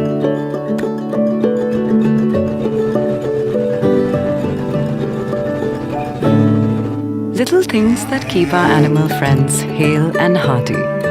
And little things that keep kids healthy and naughty. Little things that keep not just our homes, but even medicines and vaccines cool. And little things that rinse away dirt and allergens, so your little ones don't miss a day of school. Little things that make washing hands so much fun. And some that make your cars and homes smell like spring. Little things that keep diseases away. And some that make your hair shine and swing. Little things that help you make things, big, small, and everything in between. And little things that help carry those things to places far and even unseen. Little things, or should we say little spaces, where you live, work, and play. And little things you keep in those spaces to sit, sleep, or just put things away. Locks, soaps, buildings, and missiles. Well, there are quite a few. These are some of the little things we do.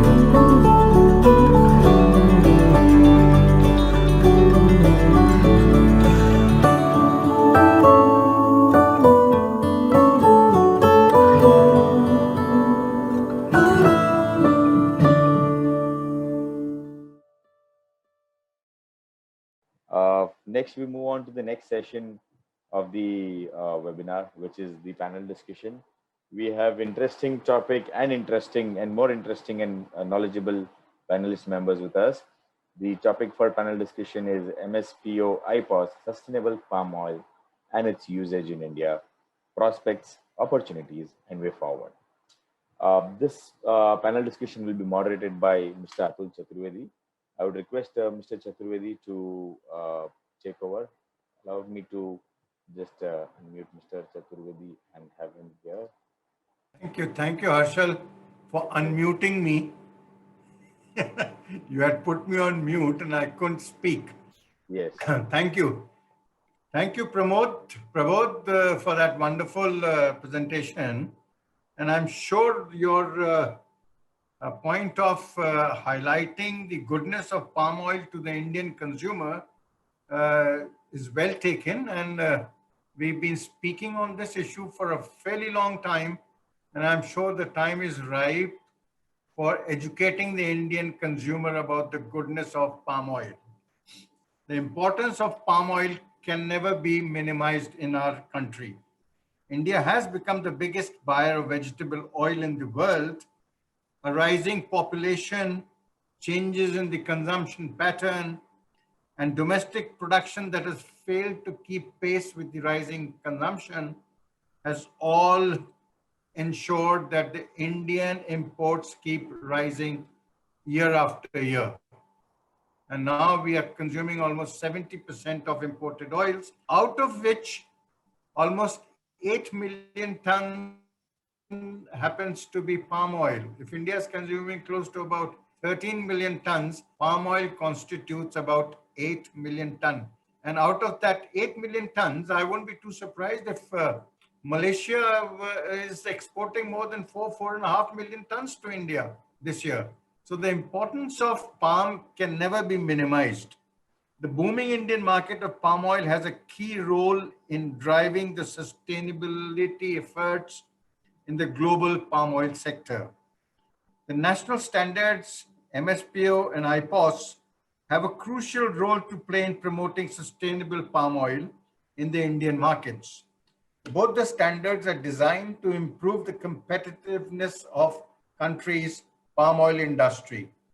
I'm confident that synergies between IPOS and MSPO would jointly safeguard the competitiveness of the palm oil industry, its readiness for facing future consumer demands in sustainable manner, and fulfill the national commitments towards sustainable production and trade of palm oil. This will lead the way for long-term sustainability of palm oil sector by reducing barriers and facilitating enhanced production and trade of sustainable palm oil. Friends, we have an eminent panel to debate on the way forward in promoting sustainable palm oil. And now let me introduce the panelists. We have Dr. Ahmad Ghulam Kadir, Director General of MPOB, and we've already introduced him in the at the start. He is there spearheading from MPOB side. Then we have Mr. U.R. Unithan, who is the CEO and founder of Somewin Group, a technology company specializing in value-added food, feed, oleochemicals, nutraceuticals, and renewable energy. He also happens to be the president of the Malaysian Biodiesel Association and is actively involved in the implementation of the biodiesel program in Malaysia since 2001. We have with us Mr. Vikas Sharma. Vikas has a rich experience spanning almost 20 years in the field of international trade and currently heads the international trade in Godrej Industries. In his current role, Vikas is responsible for guiding the group in agri-trade execution, international supply chain. He has been instrumental in developing the procurement and hedging strategy for Godrej Industries. We also have with us Naseem Ali, former CEO, Oil Palm Plantation, Godrej Agrovet. He is a veteran in the field of developing palm plantations, and his areas of expertise includes project management in greenfield extension, palm oil milling technology, business development, and sustainable practices in agriculture. He was the one who actually spearheaded the IPOS campaign as far as Godrej is concerned. Then we have Dr. Suresh Motwani, who has been very, very actively involved, not only in palm, but in developing rapeseed or mustard as well. Dr. Motwani is a specialist in sustainable supply chain development across various global agro-commodities, especially in the edible oil field. He has over 2 decades of experience in facilitating the development, ground implementation, and strengthening processes of various national and international sustainability frameworks. With that, we start the question answer session. My first question is to Dr. Abdul. What is Malaysia's experience on sustainability and how was MSPO developed over the years? Over to you, Doctor. Thank you, Mr. Atul. All right, I think it's a very important question, and I think it's also good for the members to know about the effort about sustainability in Malaysia. Of course, I think when we're talking about sustainability, it is not only we talk about sustainability when we have MSPO. It's much earlier. I mean, it's been part of the industry DNA. Basically, we started with sustainability, and it started with self-regulating of the industry, and then it's all done voluntarily.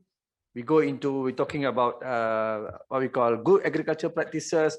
We talk about management practices, and then natural resources conservation, integrated pest management, and then minimizing waste and whatnot. And even at the industry, the Malaysian oil palm industry, we are basically guided by around 60 laws and regulations.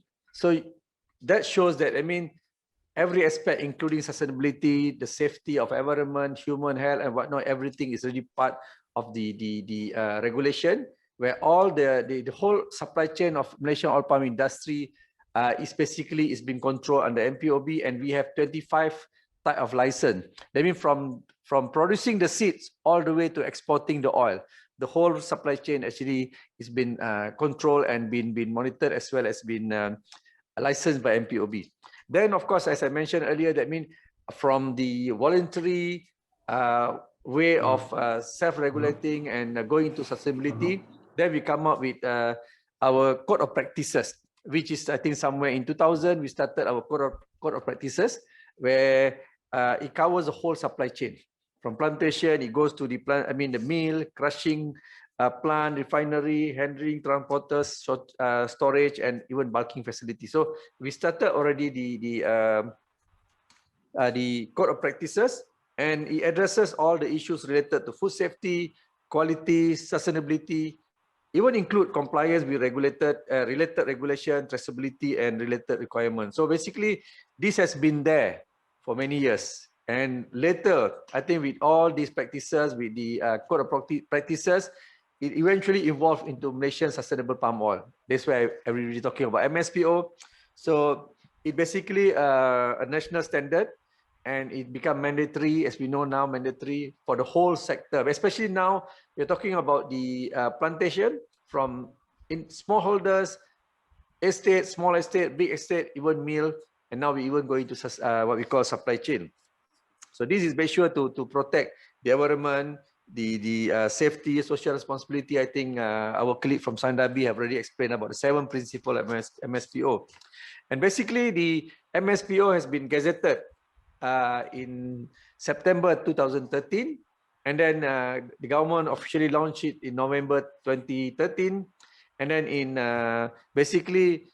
in December 2014, the government established a non-profit organization which managed the certification, what we call the MPOCC, or Malaysian Palm Oil Certification Council, to really monitor the progress as well as the implementation of MSPO.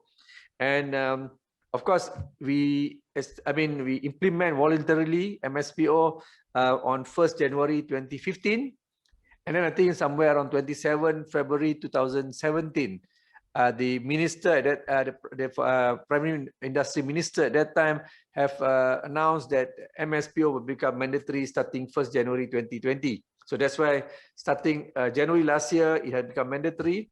And then, since that, I think until now, we have already accomplished, I think, around 87.17% of the whole oil palm planted in Malaysia has been certified, MSPO.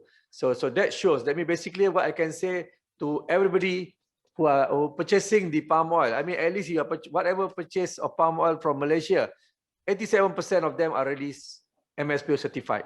And I think it covers the whole what we call spectrum. I mean, even we're talking about independent smallholder, we make it mandatory. And that's the only scheme of what we call sustainability, that ensuring even the smallholders are basically need to comply with the standard. So basically, this is roughly how the sustainability practices until how the MSPO actually be implemented in Malaysia.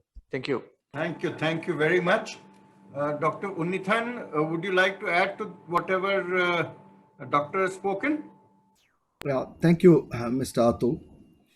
Thank you very much to Solvent Extractors Association, MPOB and Solidaridad for inviting me. I just want to first say that besides my introduction as the CEO of Solvent, I am also the founder and CEO of a company called DIBIS. And why it is relevant to this discussion is that I have been involved with the Malaysian palm oil industry for 30 years and have seen the industry evolve from almost no standards to the beginning of RSPO and the success of MSPO as we see it today. Being a mandatory system, I think Malaysia has established a leadership in telling the world how a country which is an agri-commodity producer can establish leadership in sustainability. In this regard, I would only like to add, I know there are many questions that are related to sustainability, but to Dr. Parveez's comment, I would first like to congratulate MPOB and the government of Malaysia for an initiative that is truly exemplary.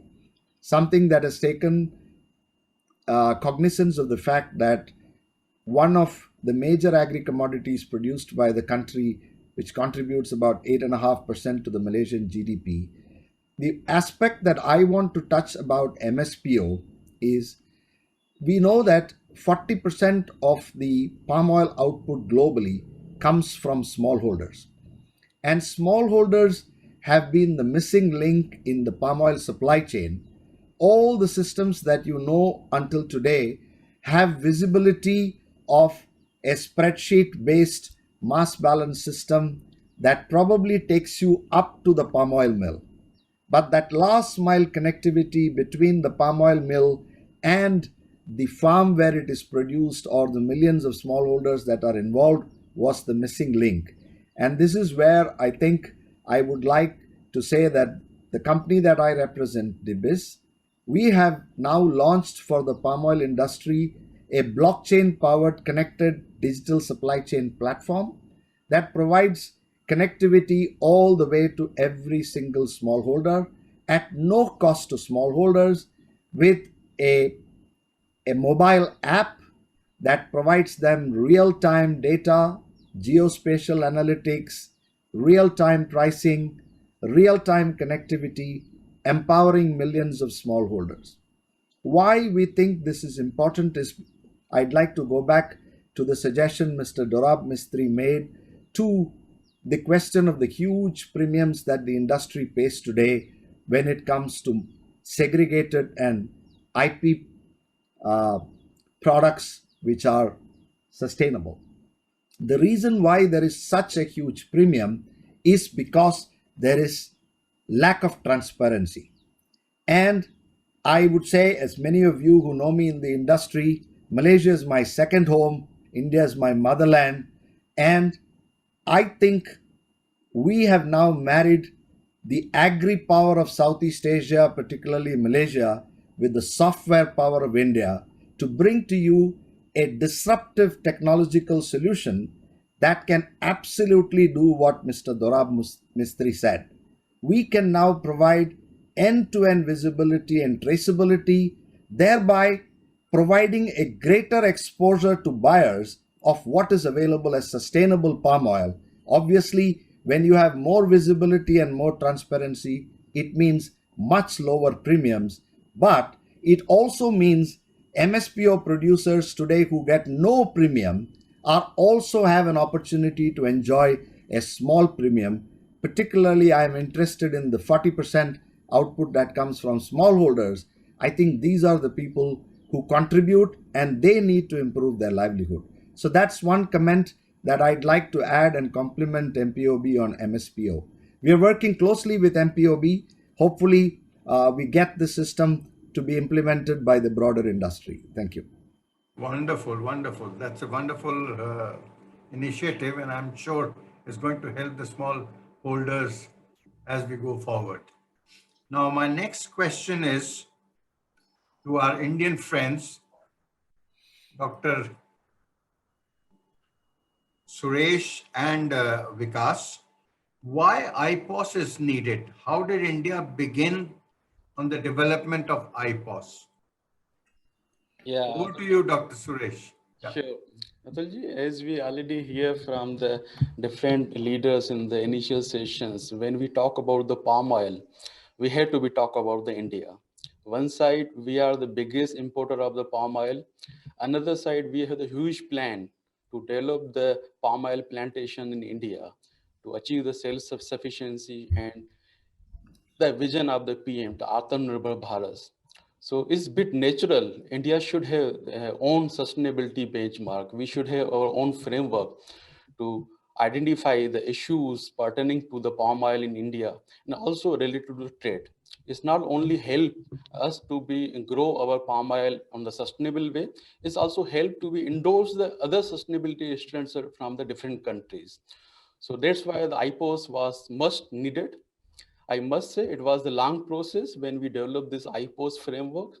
It was an initiative from the Solvent Extraction Association of India with the support of the Indian palm oil institutions and the super part, the society, with the leadership of Dr. Rithinam, the Nobel expert on the palm oil in India. We formed the technical committees to review, analyze the different issues on the palm oil plantation, on the trades. So it was the result of the year-long consultations, stakeholder discussions from the different institutions, stakeholders.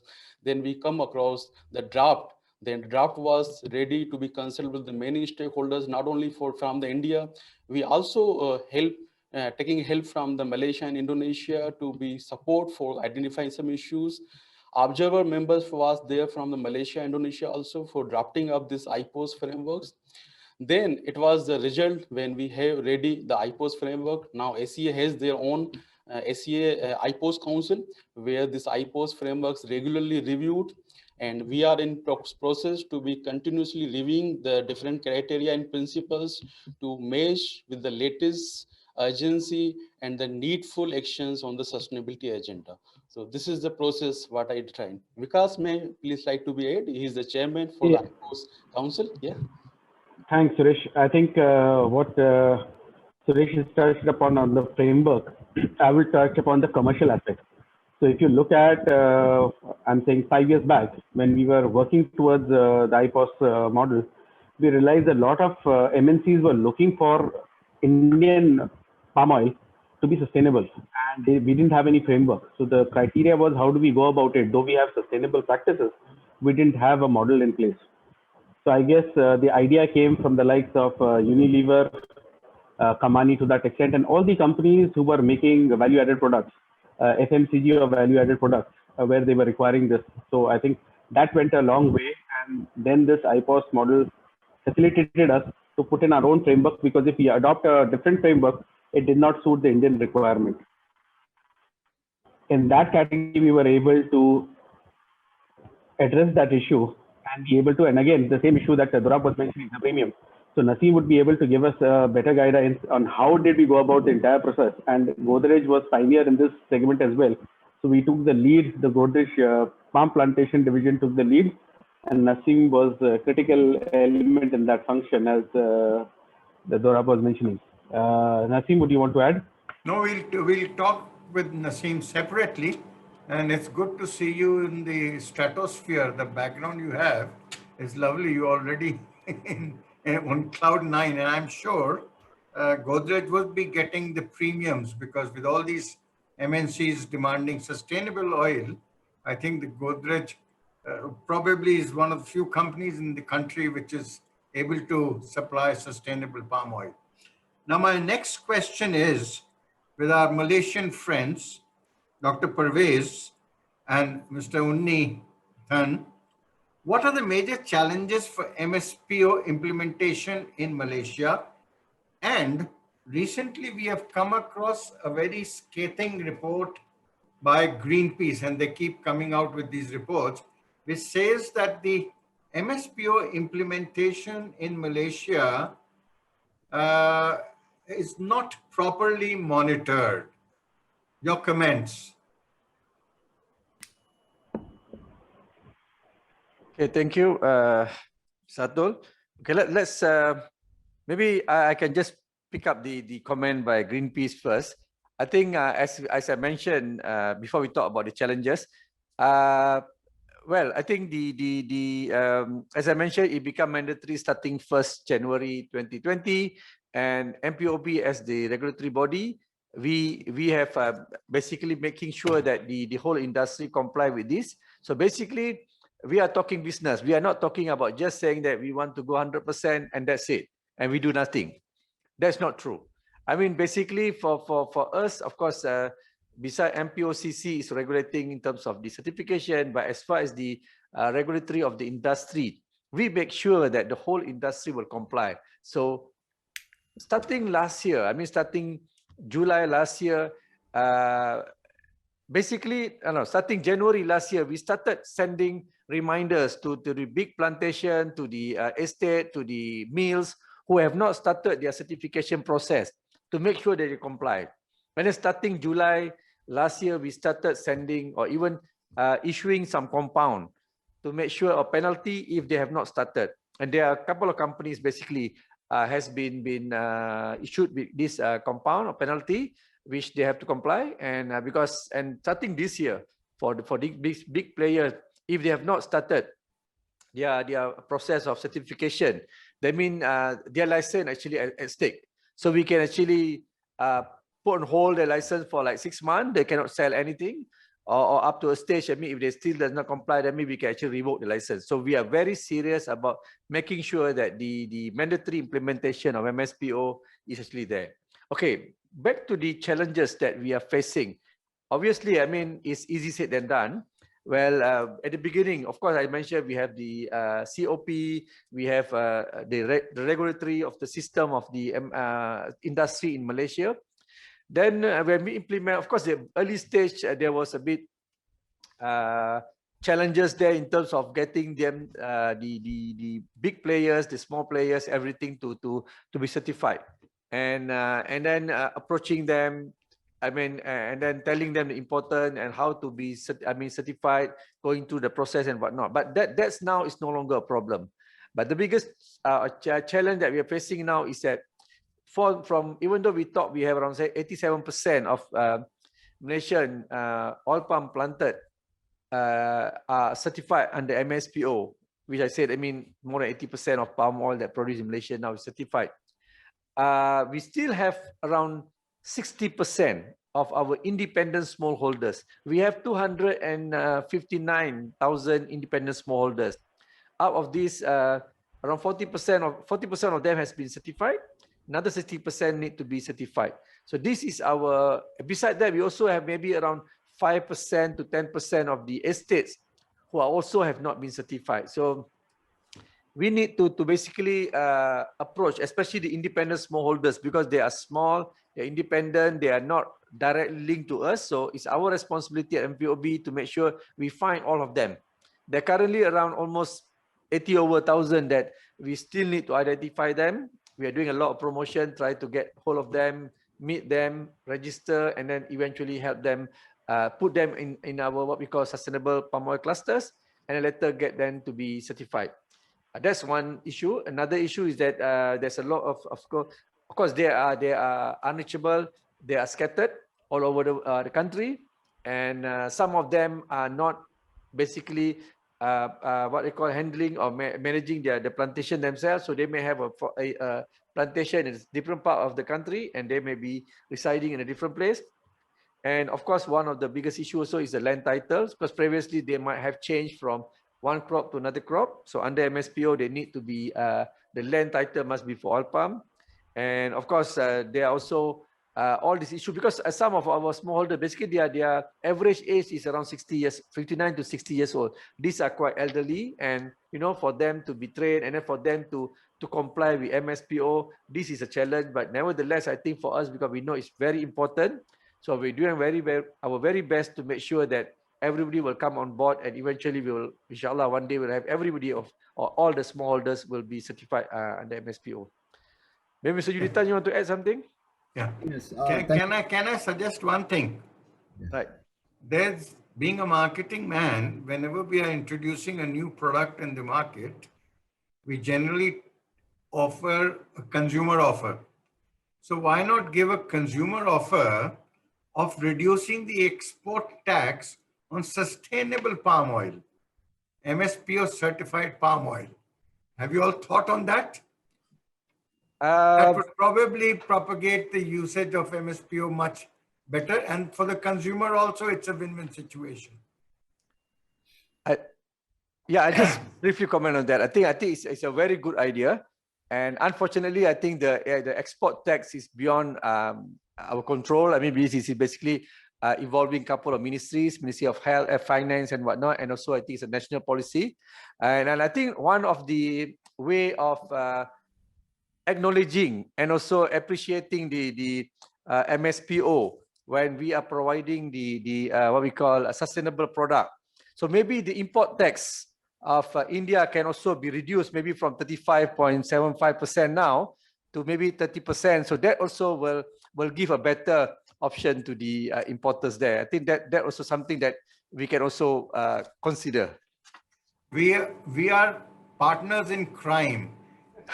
You move one feet, we will move 2 feet.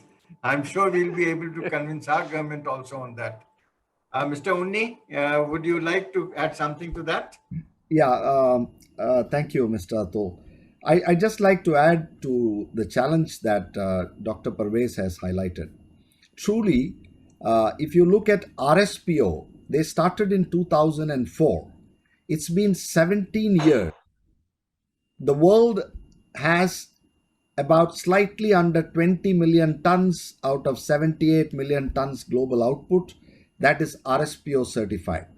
But less than 2% of that sustainable global output comes from certified smallholders. So you can imagine what Dr. Parveez said is the ability to reach out to smallholders, to convince them, train them, and get them certified and practice sustainable agriculture is a mammoth task. And 17 years is a long time. We know that it is difficult. This is where we believe technology will be the biggest enabler. I share my first-hand experience.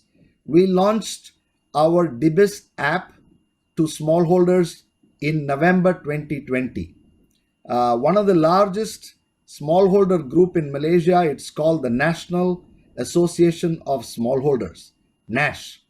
They have 150,000 smallholders who have agreed to come on board the DIBIS platform. Why? Because for the first time, smallholders are getting something totally free, number one, and everything in return. For the first time, they have a bargaining tool for getting fair pricing. For the first time, they are exposed to end multinationals through a digital supply chain traceability. There's a lot of CSR money available from companies like Unilever, P&G, and Ferrero who want to do more to smallholders but don't have a mechanism to do so. We introduced the mobile app, and it's now available in all the local languages. You have it in Bahasa Malaysia, Tamil, Mandarin, Bahasa Indonesia, and of course in English. And the point that Dr. Parveez mentioned, an average smallholder is about 60 years old, and he doesn't have time either to visit his plantation. He's short of labor. His next generation is least interested in the agribusiness. But now, this second generation smallholder is totally enamored with this mobile app because that is his domain. He plays with it every day, and now sitting at home, he's able to connect to the broader palm oil ecosystem with the click of a button in his own language and in a very familiar way at no cost. And through our platform, we bring to these smallholders low-cost fertilizers, other agri supplies, incentives. So many benefits accrue to them that I am now speaking from experience of 50 NASH smallholders who have started using this platform, and they have come to us and said, thank you for giving us this tool, because for the first time now, otherwise a weighbridge slip from a dealer or a mill used to take 30 days to come. Today, the moment he keys in, he gets an instant feedback from the entire supply chain system. I don't have enough time, but if there is an opportunity later, one can really show a demo of this. And I believe that especially India can play a significant role in supporting these small farmers. And I agree with Mr. Atul's brilliant marketing suggestion. I think Malaysia should probably give a lower export tax for MSPO certified palm oil, particularly if it comes from smallholders. And India also should reciprocate with probably a lower import duty for a win-win situation. And this is exactly what smart partnership is all about. We use the basic inherent strengths of the two countries and see how we can work out a win-win situation.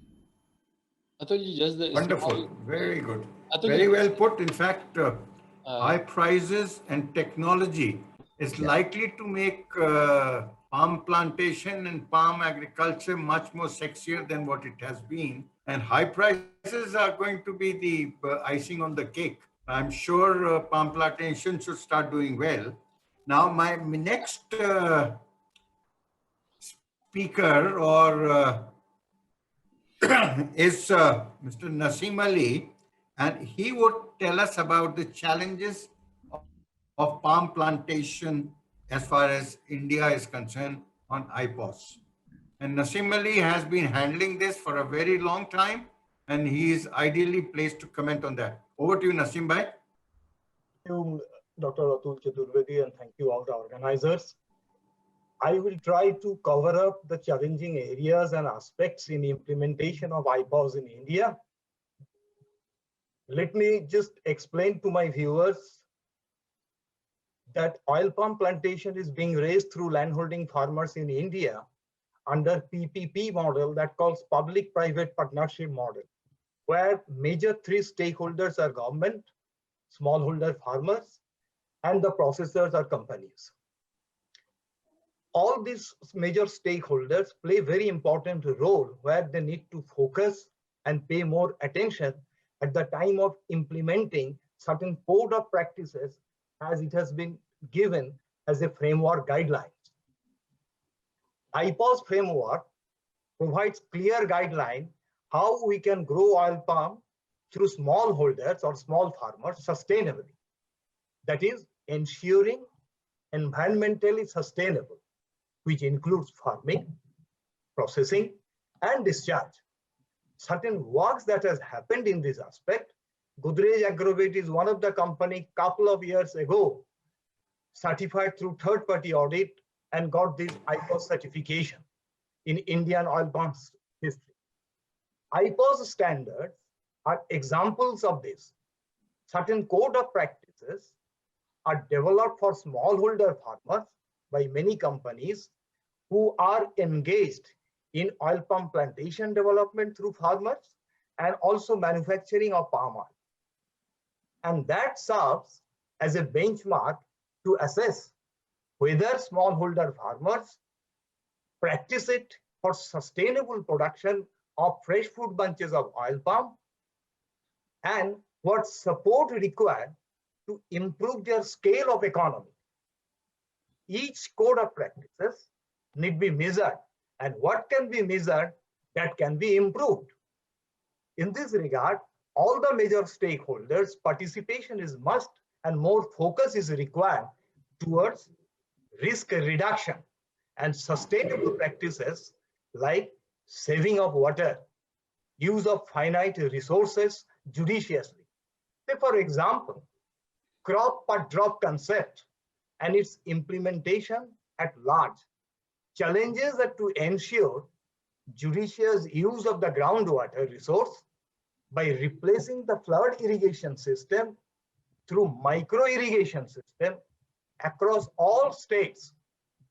Wherever oil palm is grown in India through smallholder farmers, oil palm growers. Similarly, maintain the soil fertility and soil productivity. I request all the processors should ensure that smallholder farmers judiciously use their fertilizers, not excessively. And it is possible based on soil and leaf analysis should be carried out by the processors extensively time to time and recommends the dose so that at the end farmers do not waste money for excessive use of fertilizer and there should not be any toxic impact remain in the soil. Therefore, the challenges is more extensive training and technical services should be provided to farmers on agricultural practices through R&D institute like IIOPR, Indian Institute of Oil Palm Research, what they are doing, of course, and the developers jointly and address the support that is required by the smallholders.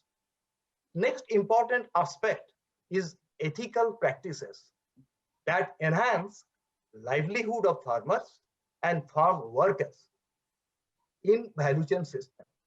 This will occupy a center stage in the coming years.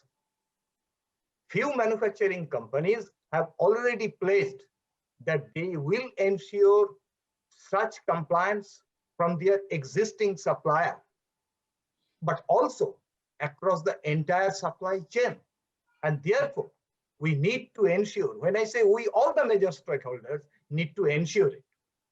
It is important to evolve the standards so that everyone can adhere to those standards and in a manner which can be audited.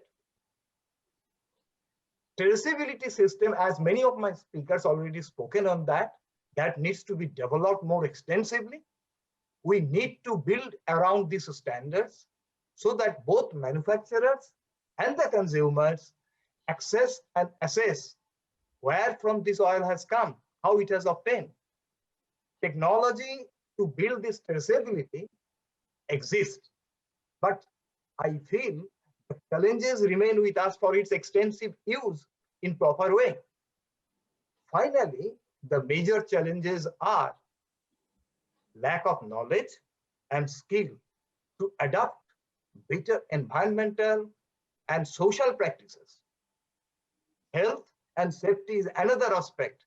For example, ensure use of PPE, that is personal protective equipment. When the farm workers applying pesticides, insecticides, fertilizer, we all need to ensure that it is there in place and it is being used by the farm workers. No deployment of child labor and oil. And I must say that Minimum Wages Act should be applied and followed extensively. Maybe it is followed, but it needs to be checked thoroughly. Government policies and programs should be sustainable and policies have to ensure equity and inclusivity.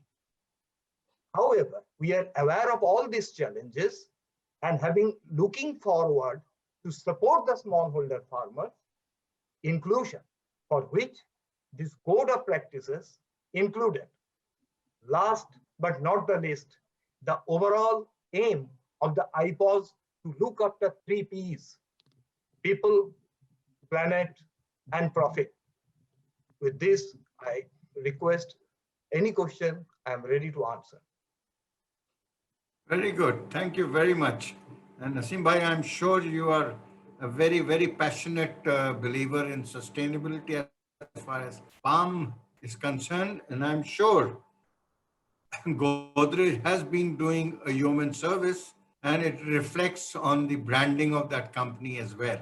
And it shows, in fact, Dorab Bhai actually talked about the Godrej's commitment to both flora and fauna. And I'm sure that is getting reflected as far as palm plantation and sustainability actions are concerned.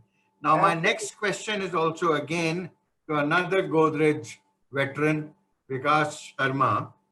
What is the expectation of the Indian edible oil industry towards sustainable palm oil and acceptance of MSPO or IPOS in India? What is your take on that, Vikas? I guess, thanks, Atulji. I guess we have already discussed this in some form or the other, and Sandeep has rightly pointed out, while MSPO and IPOS, which is, IPOS is kind of confusing with ISPO and IPOS. I always get confused between the two. So the Indonesian palm oil standard and the Indian sustainable palm oil application that we have, the core issue that we are facing right now is out of the 8 million that we discussed, palm is coming into India. There's hardly anything that is coming from MSPO or IPOS, which is the Indonesian standard. Whatever is coming, whatever little is coming from RSPO certified. And there again, the criteria that we are finding is more compulsion coming from the oleochemicals and the FMCG industries and the specialty products that are there. So the edible oil industry per se has not found enough weightage in wanting to encourage sustainable procurement. Now there are issues internally that is there. Now we need to see how do we work with MSPO and IPOS and see, I think the discussion that has already happened on the duty differential that can work across or any other potential way. I think even the blockchain that Mr. Nathan has mentioned, I think we need to look at a more collaborative approach. We have come thus far, and now we need to see how do we take this to the next logical conclusion of wanting to collaborate. So the collaboration is happening, but the implementation stage and seeing that it is taken up by the Indian edible oil industry in a larger scale, in what form is something that we need to deliberate upon. No, you are absolutely right. In fact, there has to be some incentive for the Indian consumers, Indian traders, Indian industry. And this is where some linkages are missing, which need to be put in place, and the whole blockchain needs to get completed. My next question is to the expert on blockchain. How can sustainable practices be made easier and implementable? This is for you, Mr. Unni. Yeah, so as I mentioned, the beauty of technology and a blockchain powered system is being a practitioner in the palm oil industry for 30 years, we did not build a blockchain in its typical form. You know, people tend to build blockchains for traceability in a web form that just kind of tells you where the origin of the product is. But what we decided is we want to make it very easy for the industry, whether you are a smallholder, a mill, a refiner, an oleochemical, biodiesel, or a specialty fat company. We wanted to give them a tool which is almost an extended ERP system, totally free of cost, absolutely zero capex. Unlike extended ERP systems, our offer to the industry is you can download from dibisglobal.com. Smallholders can download it from the Play Store, both on Android and on iPhone systems, free of cost. And what you will get is a tool which will enable you, for example, during this pandemic, people could not even access their offices. Plantation people could not visit plantations. Here is a tool which allows you to sit wherever you are and connect through a cloud-based platform and do your entire supply chain transaction, from a purchase order to an invoice to a delivery order to the entire supply chain transaction with full traceability, visibility, geospatial analytics. All of this available at no capex to anybody in the industry. We are, if you look at the subscription charges to maintain this, it is almost negligible when you look at the cost of the underlying commodity. And if you look at the premiums that the market pays today, when you talk about, let us say, at 12-14 alcohol that is derived from CPKO, I know, being in the industry, premiums can go as high as $250 to $300 over the underlying 12-14 fatty alcohol price. Why? Simply because it is impossible to go down and get a traceability of a certified system from 12-14 alcohol to CPKO to palm kernel to FFB and then finally to a plantation or a smallholder. Now technology has enabled you to get NDPE compliance, and I want to touch on the Greenpeace accusation. Greenpeace says that certification alone is not enough because despite all the premiums, despite all the certification, they're still pointing fingers that look, a small portion of this came from a high conservation value forest, or it came from a wildlife life habitat, or recently you have heard cases of child labor, abuse of women. Now, all of these, how do you get real-time information tagged on to a supply chain document? And that's exactly what a blockchain system enables. So today, if I'm using an example, if Godrej raises a purchase order for MSPO from Malaysia, they would have a full visibility all the way to a smallholder, and if smallholder's entire data, who's working on the farm, is he certified, what is his basic data, including plantation companies, who are they employing, what is their employee profile. Now, all this, when you do cumbersome manual systems, are very difficult. But technology enables you to do it very easily. And I'd say now this tool is available. I welcome everybody from India to actually ask this for virtually no cost. And I know how sensitive India is, but please, for the sake of smallholders and for the upliftment of their livelihood, pay a reasonable premium for MSPO so that they benefit, India benefits, and I think this can be extended to the entire agri system in India as well. After all, the software was developed in India. Wonderful, wonderful suggestion, and I'm sure the players attending this conference would have taken note of your suggestion. It's a brilliant idea, and I'm sure it will help. One thing, now I come to the last question. One thing which has been disturbing me over the years is, why do we have only sustainability issues pertaining to palm? Why not for soya? Why not for sunflower? Why not for rapeseed? Why is palm the only fall guy? One, and second point is, how can we make palm oil more consumer friendly and let the consumer know about the goodness of palm oil in India? So that will probably help on the sustainability aspect as well. This is open to everyone. Sanjeev, may I? Yeah. Yeah, so just the first add-on information on the digital technology, just for the information of the group, together with the MPOB, Solidaridad already developed the digital tool to work with the smallholders in Malaysia.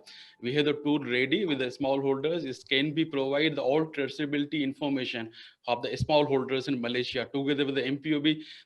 Tool is to be ready for the external use also, together with the other institutions. So the question, Atulji, you just asked, I first agree, we need the integrated agenda of the sustainability. When we talk about the palm oil, we have to be talk about the edible oil portfolio. So you might be aware, along with the ACA, we already have the sustainable mustard mission also, where we are trying to be develop the sustainable practices for the mustard rapeseed. Along with this, SOPA, the Soybean Processor Associations, together with the Indian Institute of Soybean Research, Solidaridad facilitated them to develop the Indian standard for sustainable soya. This is almost ready and maybe going to be launched by next month. So I must say, on the Indian context, we are looking into the integrated agenda of the edible oil portfolio. Palm oil has its own values, being a larger importer of the palm oil, but we are facing and challenges on the other edible oils also in the country level, where we are looking into the self-sufficiency for the edible oil requirements. So addressing the sustainability agenda as a edible oil sector is must. Agree, Atulji? Yeah. I agree, but internationally, no one talks about sustainability for soya, sustainability for sunflower, or sustainability for rapeseed, and palm always is the fall guy.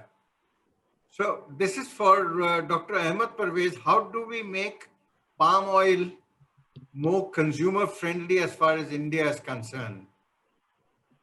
Okay, I think the first thing is that why is only palm oil? I think because we are the most productive, and I think most of the export as it is basically also been fulfilled by palm oil. And of course, I think we are the most what we call reasonably priced palm oil. And in turn, even if we're talking about biodiesel, Mr. Unitan will definitely agree with me. That is the best source of oil also for biodiesel, and this is where actually the Europeans are very happy to use the palm oil for biodiesel, and this is actually a threat to them. So that's why, you know, this whatever the sustainability, all these things are all coming out just to be like a barrier to put more pressure on palm oil. And I think we are basically the most widely consumed, as well as the biggest producer, basically supplier of the edible oil. So that's why I think there's a lot of pressure on us, and unfortunately we are coming from mostly from the third world country. So all these big players are dictating us, and you know, we are just busy doing all this clearing up, and then, you know, solving of the issue, busy answering them, while they can keep on imposing more and more, you know, on us. So and as a small country like us, it's very difficult for us to dictate all whatever oil coming to our country must be sustainable. So that's why I think we are unfortunately been put in a situation where, you know, like we have to become the what they call the supplier who have to fulfill all the requirement. That's why it been imposed on us, while we could not actually demand them to do so. Since, I mean, maybe the amount of import from these small countries are small. Okay, in terms of India, I think definitely, the collaboration that we have with Solvent Extractor, with Solidaridad, I think this is something very important. Maybe due to the MCO, we can only have what we call this webinar today, but I'm sure soon we should be able to have more activities, and we could actually can promote more of this MSPO-IPOS palm oil to the Indian consumers. How the important about, you know, this oil are being produced in a very what we call a sustainable way, sustainable practices, protecting the environment. Even when we talk about sustainable, even when we make the sustainable production of palm oil mandatory for the smallholders, we always know that, I mean, when we make it mandatory, it's not we making difficult for them.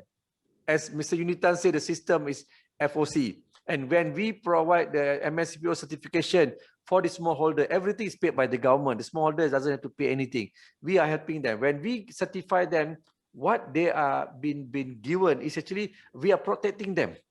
We are teaching them the right way of producing palm oil in a sustainable manner with good agriculture practice, where they can get more yield, better return. Plus, they are now practicing the right way. We give them all the PPE, the personal protective equipment. We give them the storage. So they are protecting themselves whenever they practice using the herbicide or the pesticide. And also, when they manage whatever the waste from their herbicide or pesticide, they throw in the right way. So it does not even affect other people, the environment, the insect and whatnot. So I think this is what I think we need to be portrayed, and the public need to know this is what we are doing. Our smallholders are being helped to make sure that they have these practices, which is right, to protect them, as well as the buyers are getting very useful and what we call sustainable oil. You are absolutely true. Whatever you've said, Doctor, is absolutely correct. Let me share with you one experience as far as egg consumption in the country is concerned. About a decade or two back, egg was considered as a bad food. It did not have the that aura around it as it has now. That was the time when the National Egg Coordination Council actually came up with a campaign, and that campaign worked so well in educating the Indian consumer about the goodness of an egg that now egg in India probably is now the biggest producer and consumer of egg in the world. So I think palm also needs to do something around that. And that campaign is, because we are all educated, we keep listening to whatever you say and all the POCs and all say. But the Indian consumer has not been briefed, and they have only been briefed about Malaysia's defense against some Western article or this and that. So this is what, so you're always on the defensive. So it's important that Malaysia and Indonesia start a campaign. What keeps worrying me is we've got good brands in the country as far as soya is concerned. We've got good brands in the country as far as sunflower is concerned. And I'm sure anyone in this audience will not be able to name one or two brands of palm in the country. So why so? So palm is such a wonderful oil, and we as C or Solvent Extractors Association are more than willing to join hands in the campaign to teach the Indian consumer about the goodness of palm. Palm and India are inseparable. Palm still constitutes almost 60% of our imports. So we can't wish away palm. But it's important that palm also finds its way into the kitchens in the country instead of coming only as in various products or oleochemicals and blah, blah, blah. That's all my submission. I think Mehtaji has been given. Sorry? Can I add few points, please? Yeah, be quick because Mehtaji is after my blood to... Most widely used in edible oil because it is cost effective due to primarily higher yield. And it is versatile. If you see, nearly 50% of our household consumption have the palm oil. So economic logic for widespread uses of is a rock solid. So where are the concerns? I would urge all of you to open the Google right now. Is palm oil good for health or healthy or cancerous, bad for skin? A long list you will see in the Google. Look at the top searches. It's all about the health and potential ill effects of the palm oil. There is a lot of negative connotations to the palm oil. That is what I believe. Absolutely. Absolutely. Now, before Mehtaji kicks me out, over to you, Mehtaji, and thank you. Wonderful for a very, very interesting conversation we've had. Mehtaji, now ball is in your court. Mehtaji, are you? Yeah, now. Yeah, ball is in your court. I, on behalf of the SCA of India, MPOB, and Solidaridad, convey our sincere thanks to Mr. Dorab, Mistry Director, Godrej International Limited, Singapore, and all the speakers and panelists for sharing their excellent views and presentations. I also happy to mention that over 450 participants registered in this very important webinar from nearly 25 countries on sustainable palm oil, and thank you all of them for their valuable participants. I would also like to thank Mr. Atul Chaturvedi, President SCA, Dr. Shatadru, Chattopadhayay, Managing Director, Solidaridad, and Dr. Ahmad, Parveez, Ghulam, Kadir, DG, Malaysian Palm Oil Board for their continuous guidance.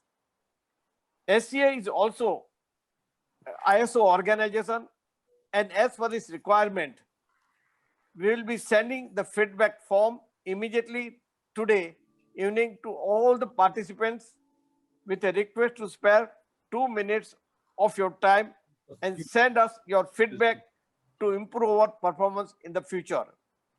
We are also upload the recording of the webinar on SCA of India, MPOB, and Solidaridad website, and also YouTube within a day or two for the benefits of all the interested in the sustainability program. I noticed that many participants are not a member of SCA. If they are interested to join the SCA as a member, please do write or email to us. Lastly, I must thank Mr. Harshal Kamdar to encore this today's webinar, and also my colleague coordinators, Dr. Nagendra, Dr. Suresh Motwani, Mr. Ganesh Kaldate, Ms. Dipti, and SCA team for their excellent work to hold this webinar and make it very successful. Thank you once again, and over to Harshal. Thank you very much. Thank you very much, Dr. Mehta. Thank you, Mr. Chaturvedi. Thank you to all our esteemed speakers and panelists for this insightful session. I'm sure our industry friends and participants have benefited a lot from this particular webinar, and they will look forward to more such insightful sessions from all of you. We would also like to thank our supporters and patron Godrej Group for their support, and we would like to play a short video of Godrej Group for the benefit of all our participants. Until then, we wish all our participants a very safe, healthy, and happy stay and business. Still, the times are tough, so praying for everyone's well-being. Thank you very much from all of us, and let's have the video from Godrej. Thank you.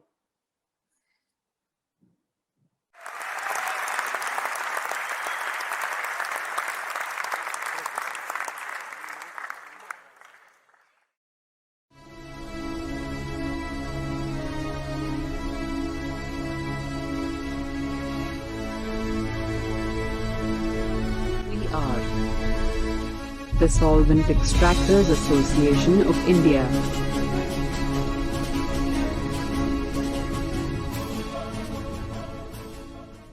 After the formation of the first solvent plant in 1943, the setup of solvent extraction industry started. Later, there were 40 solvent extraction plants all across the country.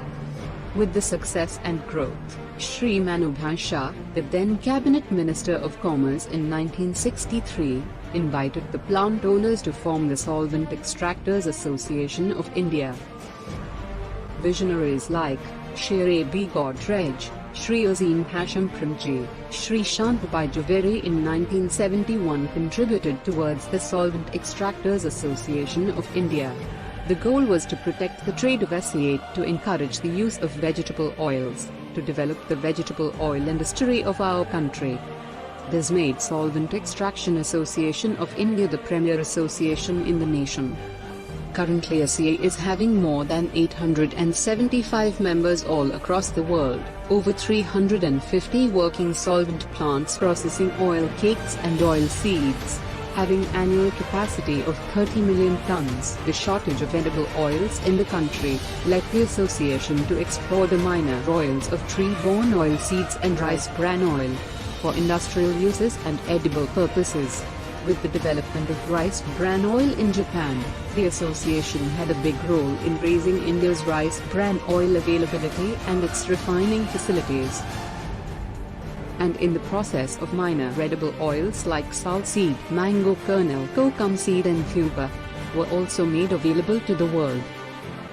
SCA is recognized as NGO, non-governmental organization by the Ministry of Agriculture, and TPO, Trade Promotion Organization by the Ministry of Commerce, Government of India, for the purpose of export of various oil meals, compound cattle and poultry feeds and minor oils of tree and forest origin, and also for groundnut and castor oil.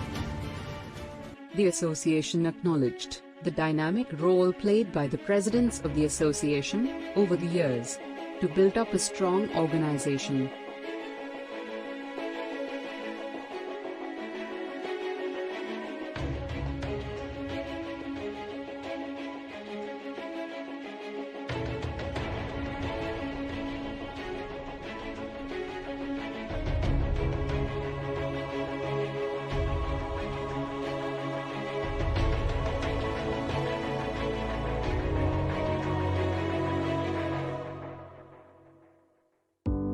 SCA of India does many events like Globe Oil India, MSPO Workshop, G2F2, Global Rice Bran Oil Conference, and organizes and participates in national and international exhibitions all across the world to discuss the trade, progress and future of global oil industries.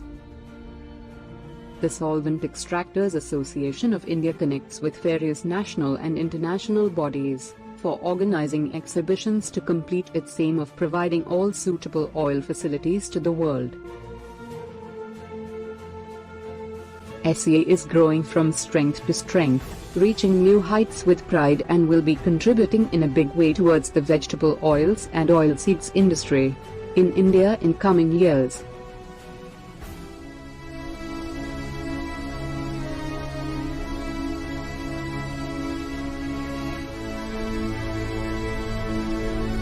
We are the Solvent Extractors Association of India.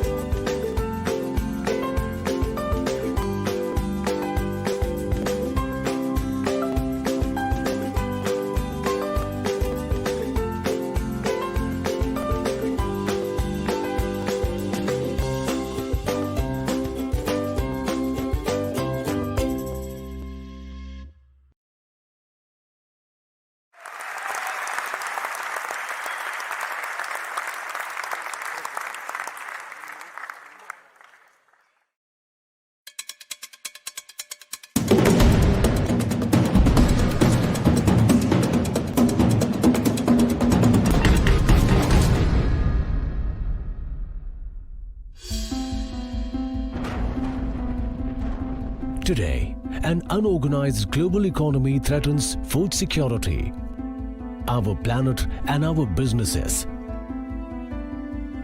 The challenge is to produce more with less and ensure that it's done in a way that sustains people and the environment.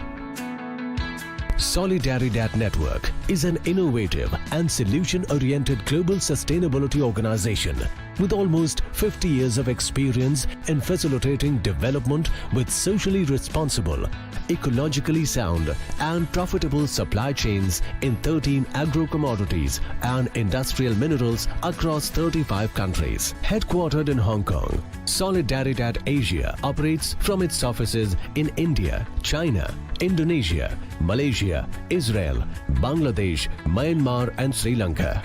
Over 10 years, it has been Solidaridad's continued endeavor and privilege to develop innovative sustainability solutions for the Asian markets. Solidaridad's mission is to bring together supply chain actors and engage them in innovative solutions to improve production, ensuring the transition to a sustainable and inclusive economy that maximizes the benefits for all.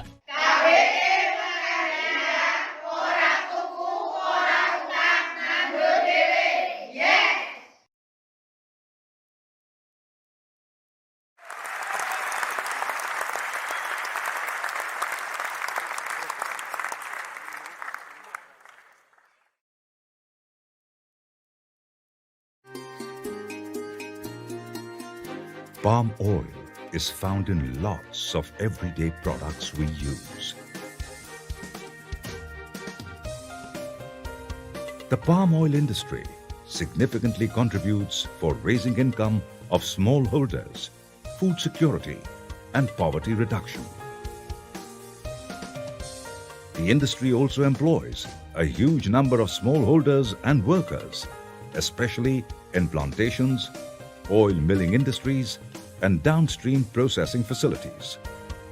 Palm oil industry is a panacea for Indian economy, as the country is the largest consuming market of palm oil.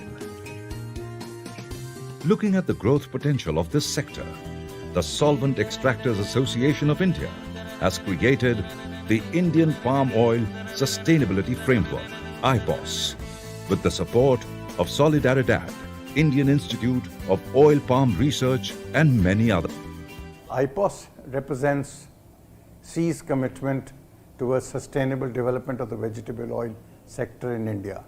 With this end in view, C or Solvent Extractors Association of India signed an MOU with Solidaridad to create a sustainable model specifically focused at the palm oil sector. Palm oil is a very competitive crop that has allowed hundreds of thousands of smallholder farmers in Indonesia, in Malaysia, and many other countries to come out of poverty. At the same time, it is a very crucial crop for Indian economy. Looking at the promiscuity of this crop, Government of India is promoting this crop at a very large scale. IPOS being a national initiative would ensure and promote sustainability in palm oil sector. I believe this IPOS framework, which is now being headquartered in the Solvent Extractor Association of India's office, will allow us to create a regional cooperation between India, Indonesia, Malaysia, and China to promote sustainable trade and sustainable production in palm oil. The idea of IPOS is to create a set of social, economic, environmental, and agronomic guidelines. IPOS facilitates coordinated action among all stakeholders for a sustainable production and consumption of palm oil within India. The objective is essentially to ensure a sustainable development. The implementation of IPOS in India would definitely shows our commitment towards the sustainability of palm oil production and the marketing. Our existing sustainability practices are already aligned with IPOS practices, and we continue to drive this effort towards our own business for the farmers' benefit and as a whole to the nation. Jointly with Solidaridad, we have organized small IPOS pilot framework in Andhra Pradesh. The early results are very encouraging.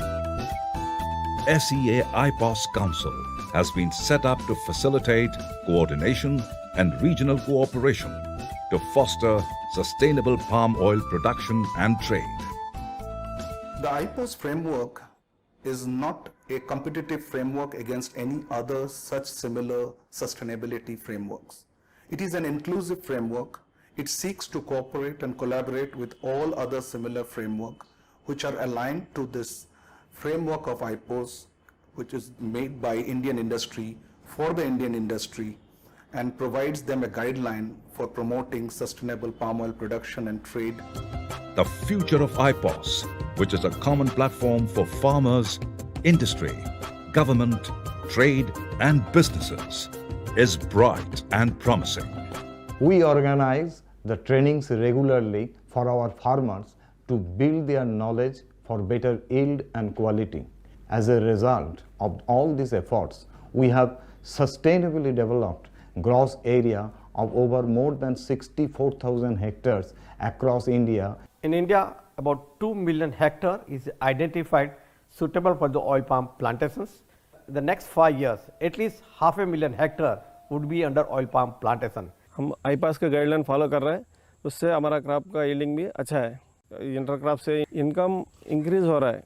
I am quite confident the IPOS developed by India will go a long way in promoting the sustainable palm oil in India. It is the future which is here.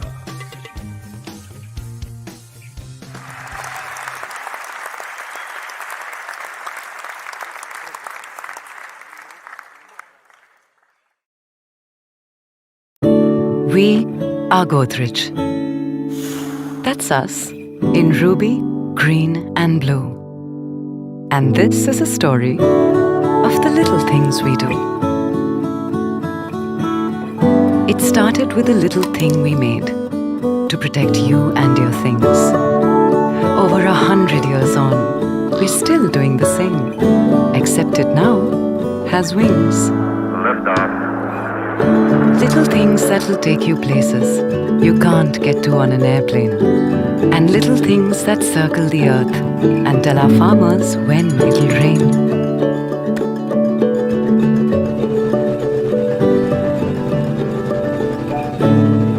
Little things that keep our animal friends hale and hearty. and little things that keep kids healthy and naughty. Little things that keep not just our homes, but even medicines and vaccines cool. And little things that rinse away dirt and allergens, so your little ones don't miss a day of school. Little things that make washing hands so much fun. And some that make your cars and homes smell like spring. Little things that keep diseases away. And some that make your hair shine and swing.